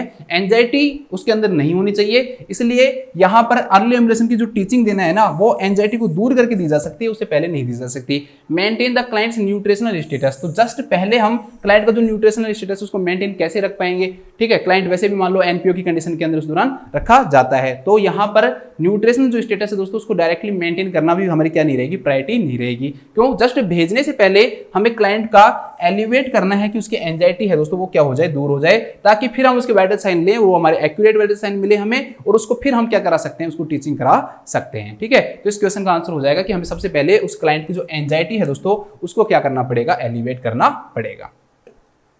नेक्स्ट क्वेश्चन है दोस्तों, a newborn is admitted to the neonatal intensive care unit, NICU के अंदर एक न्यू बोर्न एडमिट हुआ है दोस्तों, उसको प्रॉब्लम है माइलोमेनिंजोसीली। ठीक है, न्यूरल ट्यूब डिफेक्ट की उसको प्रॉब्लम है, फोलिक एसिड की डेफिशिएंसी से होता है, आपने बहुत सारा पढ़ लिया। न्यूरल जो ट्यूब है दोस्तों वो ओपन रह जाती है, और ओपन रहकर वो सैक के रूप में बाहर निकल जाती है। स्पाइनल कोड जो मेनिंजेस जो लेयर है दोस्तों वो बाहर आ गई, तो उसे हम किस नाम से जानते हैं, माइलोमेनिंजोसीली के नाम से उसे जानते हैं। मतलब बाहर की तरफ सैक बना हुआ है उसका। ठीक है, और उसके रैप्चर होने के माइलोमेनिंजोसेली में उस सैक के रैप्चर होना क्या होता है दोस्तों, प्रायोरिटी होती है कि आपको रैप्चर होने से बचाना है, उसको रैप्चर होने के चांसेस क्या होते हैं उसके बहुत ज्यादा होते हैं। What is the priority nursing intervention during first 24 hour, कि 24 घंटे के दौरान दो माइलोमेनिंजोसेली के क्लाइंट के लिए फर्स्ट प्रायोरिटी क्या होगी, आपको उसके रैप्चर से बचाना है दोस्तों, आपको ये ध्यान रखना है। पहली चीज, यूज ओनली डिस्पोजेबल डाइपर्स। माइलोमेनिंजोसेली के पेशेंट के अंदर हम डाइपर्स यूज नहीं करते हैं, क्योंकि जो डाइपर्स जो होते हैं ना दोस्तों वो कई बार क्या कर सकते हैं, जो सैक है उसको ऊपर उठ के रैप्चर कर सकते हैं। जो सैक जो पीछे बनी हुई है ना, सैक को क्या कर सकते हैं दोस्तों, रैप्चर भी कर सकते हैं, और हमें उसको रैप्चर करने से बचाना है। इसलिए कभी भी माइलोमेनिंजोसेली के पेशेंट के अंदर हम कभी भी उसको दोस्तों डाइपर्स नहीं देते हैं। Wash the infants genital area with an anti infective, जो एंटी इन्फेक्टिव दोस्तों जेनिटल एरिया में यूज किया जा सकता है, वो anti infective can be irritable for irritable, ये क्या हो सकता है दोस्तों, इरिटेबल हो सकता है। ठीक है, तो इरिटेबल जो चीजें हैं वो हम यूज नहीं करते हैं। ये इस हमारे मेनिंजोमाइलोसीली की जो सैक है जो बाहर की तरफ निकली हुई है दोस्तों, उसको भी क्या कर सकता है, इरिटेट कर सकता है। इसलिए हम कभी भी एंटी इन्फेक्टिव का यूज उस समय नहीं करेंगे। क्यों? क्योंकि ये इसको क्या कर सकती है, इरिटेट कर सकती है। ठीक है, इसलिए यूज नहीं करते हैं। परफॉर्म न्यूरोलॉजिकल चेक्स अबव और at the site of legion, कि जिस जगह पे उसका लीजन बना हुआ है उससे पहले या उस जगह पे हम क्या करेंगे दोस्तों, न्यूरोलॉजिकल चेक करेंगे, एक्टिविटी चेक करेंगे। तो इस क्वेश्चन का ये ऑप्शन क्या है दोस्तों, गलत है। इसमें यह माना जाता है कि भाई जहां पर लीजन बना हुआ है ना उसके नीचे, अबोव नहीं, उसके बिलो हम क्या करते हैं दोस्तों, न्यूरोलॉजिकल यूरिनरी बाउल या मोटार जो असेसमेंट है दोस्तों वो हम करते हैं, उसके नीचे करते हैं, लीजन के अबोव नहीं करते हैं, क्योंकि प्रॉब्लम है वो बिलो देखने को मिलती है, न कि अबोव देखने को मिलती है। तो ये भी क्या हो जाएगा, गलत हो जाएगा। अब लास्ट है दोस्तों, मैंने आपको बताया था कि उसको रैप्चर होने से बचाना है, तो रैप्चर होने से बचाने के लिए आप क्लाइंट को क्या तो साइड लाइन पोजीशन दोगे, तो मेनली तो साइड लाइन पोजीशन दोगे, या फिर क्या दोगे दोस्तों, प्रोन पोजीशन दोगे। मैंने कहा था कि ज्यादातर प्रोन पोजीशन नहीं दी जाती है, लेकिन कुछ केसेस ऐसे होते हैं दोस्तों, अब सैक को रैप्चर होने से बचाना है आपको, तो हो सकता है कि बच्चों को प्रोन पोजीशन देने की कंडीशन बन जाए। नॉर्मल बच्चे के अंदर हम प्रोन पोजीशन नहीं दे सकते हैं। क्यों? एक तो दोस्तों नॉर्मल जो एपनिया है वो कोज कर सकता है, एक सडन जो इन्फेंट डेथ सिंड्रोम है वो भी कोज कर सकता है। लेकिन ये जो प्रॉब्लम है माइलोमेनिंजोसीली, इस कंडीशन के अंदर क्या तो प्रोन या फिर साइड लाइन जो पोजीशन है वो दी जा सकती है, ताकि जो सैक जो पीछे की तरफ बना हुआ है वो क्या न हो, रैप्चर नहीं हो। इसके बाद नेक्स्ट क्वेश्चन पे आते हैं, तो सेकंड हो जाएगा इसका आंसर। ठीक है, what is the priority when the nurse is establishing A therapeutic environment for a client. ठीक है, आपको ऐसा ट्रीटमेंट का ऐसा एनवायरनमेंट, अच्छा एनवायरनमेंट प्रोवाइड करना है, थेराप्यूटिक एनवायरनमेंट प्रोवाइड करना है जिसमें जल्दी से जल्दी पेशेंट क्या हो दोस्तों, ठीक हो। तो तो उस एनवायरमेंट के लिए आपकी फर्स्ट प्रायोरिटी क्या रहेगी। तो दोस्तों इस क्वेश्चन में थेराप्यूटिक जो एनवायरमेंट है वो क्लाइंट का वो हमें देना है इफेक्टिव रूप से, तो उसकी प्रायोरिटी क्या रहेगी। तो प्रायोरिटी में पहला ऑप्शन दे रखा है कि providing for the client safety. तो दोस्तों आपको हमेशा ध्यान रखना है कि जहां पर सेफ्टी है वही सबसे ज्यादा। आपको एनवायरमेंट में सेफ्टी नहीं है, पेशेंट को मान लो सेफ्टी ही नहीं मिल रही है दोस्तों, तो आप कभी भी वो जो एनवायरमेंट है उसमें पेशेंट ट्रीट नहीं हो सकता है, ठीक नहीं हो सकता है। इसलिए पहली जो प्रायोरिटी वो हमेशा किसको दी जाएगी दोस्तों, सेफ्टी को दी जाएगी। तो इस क्वेश्चन का आंसर क्या हो जाएगा, प्रोवाइडिंग द सेफ्टी, क्योंकि थेराप्यूटिक एनवायरमेंट देने के लिए कैसा भी एनवायरमेंट हो, पेशेंट की सेफ्टी है दोस्तों वो हमारी क्या रहती है, हमेशा फर्स्ट प्रायोरिटी रहती है। Next accepting the clients individuality. हाँ बिल्कुल सही बात है भाई, क्लाइंट अकेला है, उसके खुद का इंडिविजुअलिटी मतलब खुद इंडिविजुअल है, वो हर पेशेंट अलग अलग होता है, ठीक है, सबकी जो स्ट्रेंथ है वो अलग होती है, ठीक है, सबकी कमियां अलग अलग होती हैं, वो चीज ठीक है, लेकिन प्रायोरिटी नहीं दी जाएगी इसको। एक्सेप्टिंग ठीक है, हम एक्सेप्ट करेंगे, वो ठीक है, क्लाइंट की इंडिपेंडेंस को हम प्रोमोट करेंगे, ये भी ठीक है, ठीक है, क्या क्या हो रहा है यहाँ पे ये भी ठीक है, लेकिन इन सब में भी सबसे ज्यादा जो प्रायोरिटी दी जाएगी दोस्तों वो सिर्फ और किसको दी जाएगी, सेफ्टी को दी जाएगी। सबसे ज्यादा प्रायोरिटी हम किसको देंगे, सेफ्टी को देंगे, ठीक है। तो providing for the clients safety will be the more priority other than these options. Next question, what is the priority nursing intervention on admission of A primary gravida in labour. ये question मैंने आपको करवा दिया है ना पहले, कि कोई भी आपके लेबर रूम में आई है प्राइमरी ग्रेविडा, तो पहली चीज क्या करोगे दोस्तों, आप मॉनिटर करोगे फीटल हार्ट रेट को, ठीक है, क्योंकि बाकी का जितना भी जो ट्रीटमेंट है ना वो सब चीज किसके ऊपर डिपेंड करेगा, फीटल के ऊपर डिपेंड करेगा। मान लो फीटल ही वाइबल नहीं है तो आगे के जो भी कॉन्सिक्वेंसेज हैं, जो भी ट्रीटमेंट हो सब क्या हो जाएंगे, चेंज हो जाएंगे, ठीक है। तो पहला काम क्या करते हैं, हम हमेशा मॉनिटर करते हैं फीटल हार्ट रेट को। इस क्वेश्चन को मैंने करवा रखा है, जिस भी बच्चे ने पिछली क्लास देखी है उसमें मैंने करवा रखा है, ठीक है, तो ये जरूरी नहीं है। देखो ये साइकेट्री का क्वेश्चन है। A new father tales the nurse that he is एनेक्सियस about not feeling like a father. जब कोई आदमी नया नया पिताजी बनता है तो उसको ये फीलिंग आ रही है कि वो पिताजी है नहीं, ठीक है, उसको ऐसा वो चिंता से फील कर रहा है, उसको ऐसा लग रहा है कि मैं ऐसा फील ही नहीं कर रहा कि मैं एक पिता बन गया, मैं एक फादर बन गया। What is the priority nursing actions to meet the father's need, कि आपका प्रायोरिटी नर्सिंग एक्शन क्या रहेगा इस दौरान पिताजी की जरूरत के लिए, फादर की जो नीड है उसकी जरूरत के लिए आपका प्रायोरिटी नर्सिंग एक्शन क्या रहेगा। दोस्तों कोई भी चीज है ना, प्यार तब बढ़ेगा जब कोई साथ रहेगा। आप कितना भी उसको ज्ञान दे लो, कितना भी उसको समझा दो, वो कभी भी उसके अंदर वो फीलिंग डेवलप नहीं होगी। आप उसकी कितनी भी क्लास ले लो, उसको कह दो कि भाई ऐसा नहीं है, या आपका बच्चा है ऐसे मत सोचो, ऐसा नहीं सोचना चाहिए, कभी भी वो प्यार डेवलप नहीं हो पाएगा, ठीक है। बच्चे के प्रति अटैचमेंट डेवलप करवाने के लिए हमेशा उन दोनों का एक साथ समय बिताना क्या है दोस्तों, जरूरी होता है। तो आपको ऐसे जो पेशेंट हैं जो ऐसे एंजाइटी फील करते हैं, तो उनको ये करो कि आप ज़्यादा से ज़्यादा उसको ये कहो कि भाई ज़्यादा से ज़्यादा आप अपने बच्चे के साथ क्या करो दोस्तों, टाइम स्पेंड करो। तो इसके लिए क्या करना है, provide time for the father to be alone with and get and know the event. बस बच्चे के साथ ज़्यादा से ज़्यादा क्या करे दोस्तों, वो टाइम स्पेंड करे, अकेला रहे। तो उससे क्या होगा दोस्तों, जो फादर और जो बच्चे की जो बॉन्डिंग है वो बढ़ेगी, रिलेशनशिप क्या होगी, इंक्रीज होगी, और धीरे धीरे प्यार डेवलप हो जाएगा दोनों के बीच में, और वो उसको जो एंजाइटी हो क्या हो जाएगी, दूर हो जाएगी। तो इस क्वेश्चन का आंसर हो जाएगा provide time for the father to be alone with and get to know the event. देखो इसमें वही दे रखे हैं, encourage the father participation in a parenting class. Parenting class के अंदर पार्टिसिपेट करो, भाई दे दो पेरेंटिंग क्लास, फायदा नहीं होगा, क्यों, प्रैक्टिकल जरूरी है, क्लास से थ्योरी से कुछ नहीं होने वाला है यहाँ पे। Offer the father a demonstration of newborn diapering, भाई उसको डाइपर करवाना, फीडिंग करवाना, बाथिंग करवाना, ये सब बात की बात है।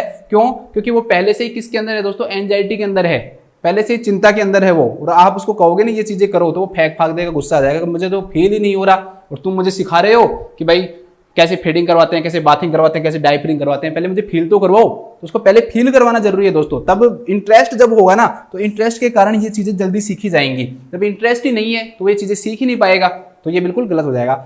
Allow time for the father to ask questions after viewing a film about a new infant. वही बात हो गई कि भाई फादर को कहो कि आप क्वेश्चन पूछो, फिल्म देखो, इन सब से आप न्यू इन्फेंट के बारे में उसके वीडियो देखो, तो सॉरी, तो इससे भी ज्यादा क्या होगा कि वो अपने बच्चे के साथ क्या बिताए दोस्तों, समय बिताए, ठीक है।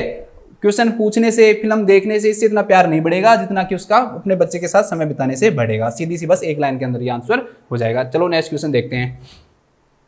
नेक्स्ट और लास्ट क्वेश्चन है हमारा ये, ए nurse in the emergency department is assessing a client who was beaten and sexually assaulted. ठीक है, एक नर्स है, एक ऐसे क्लाइंट को इमरजेंसी के अंदर असेस कर रही है, चेक कर रही है दोस्तों, उसको पीटा गया है और सेक्सुअली रूप से भी उसको क्या किया गया है दोस्तों, असोल्ट किया गया है। तो which is the nursing priority assessment, तो जो नर्सिंग का प्रायोरिटी असेसमेंट होगा दोस्तों वो क्या होगा। पहला दे रखा है the families feeling about the attack, कि भाई फैमिली की जो फीलिंग है वो इस अटैक के बारे में क्या है। भाई पहली प्रायोरिटी आप मान लो किसी को पीटा गया है सॉरी, किसी को मान लो पीटा गया है और एक आदमी बिल्कुल सही खड़ा है, तो आप पहली प्रायोरिटी पेशेंट के ऊपर दोगे या उसकी फैमिली के ऊपर दोगे? तो आप कहोगे सर पहली प्रायोरिटी तो मैं पेशेंट के ऊपर दूंगा ना। तो यहाँ पर फैमिली की फीलिंग क्या है वो तो बाद में देखेंगे हम, पहले हमारा मरीज है ना उसको संभालेंगे, ठीक है। तो फैमिली फीलिंग है वो बाद की बात है, तो ये क्या हो जाएगा दोस्तों, गलत हो जाएगा। Next the clients feeling of social isolation, कि भाई क्लाइंट की सोशल आइसोलेशन होने की जो फीलिंग है ना उनको असेस करेंगे। दोस्तों सोशल आइसोलेशन का मतलब क्या होता है कि अलग अलग रहना, ठीक है। पेशेंट को पीटा गया, सेक्सुअल असॉल्ट किया गया, सोशल आइसोलेशन प्रेजेंट होगा, लेकिन कभी भी वो एक्यूट रूप से नहीं होता है, एकदम से नहीं होता है। मतलब कि ऐसा नहीं है कि भाई उसको पीटा गया और एकदम से वो लोगों से अलग रहने लग जाएगा। कभी भी पेशेंट इस फेज के अंदर जाता है ना सोशल आइसोलेशन के अंदर, तो उसके लिए टाइम लगता है। मतलब कि जब वो ठीक हो जाएगा तो उसके बाद फिर उसकी छुट्टी हो जाएगी, छुट्टी होने के बाद में फिर वो धीरे धीरे लोगों से अलग रहना क्या कर देगा, स्टार्ट कर देगा। तो सोशल आइसोलेशन है ना वो जब डेवलप नहीं होता, ये धीरे धीरे डेवलप होता है, बाद में डेवलप होता है। तो अभी इस फीलिंग को असेस हम कर भी नहीं सकते, क्यों? क्योंकि पेशेंट के साथ जस्ट हुआ है। अभी पेशेंट जो है दोस्तों वो क्राइसिस के अंदर है, अभी वो एंजाइटी के अंदर है, उसके साथ ऐसा हुआ तो कैसे हो गया, वो उसके साथ कोप नहीं कर पा रहा है, ठीक है, सामंजस्य नहीं बैठा पा रहा है, वो अपने आप को टूट गया एक तरह से, ये समझो आप, ठीक है। तो आप सोशल आइसोलेशन सब बाद में होगा, वो लोगों से अलग रहना बाद में शुरू करेगा, अभी तो उसके साथ जस्ट हैपन हुआ है, तो ये चीजें अभी हम फील नहीं कर सकते हैं, ठीक है। Disturbance in the clients thought process, एकदम से क्लाइंट की थॉट प्रोसेस के अंदर अभी कोई भी डिस्टर्बेंस नहीं आएगा। पहली जो प्रायोरिटी है, मान लो थॉट प्रोसेस में डिस्टर्बेंस भी आ जाता है तो वो भी अभी हमारी फर्स्ट प्रायोरिटी नहीं बनेगी। फर्स्ट प्रायोरिटी हमारी ये बनेगी दोस्तों कि जो क्लाइंट है वो उस सिचुएशन के साथ कोप करे, कहीं वो क्लाइंट ब्रेक डाउन न हो जाए, बिल्कुल, ठीक है, टूट न जाए। हमारा पहला काम क्या है कि क्राइसिस में नहीं चला जाए, टूट जाना मतलब क्राइसिस में चले जाना।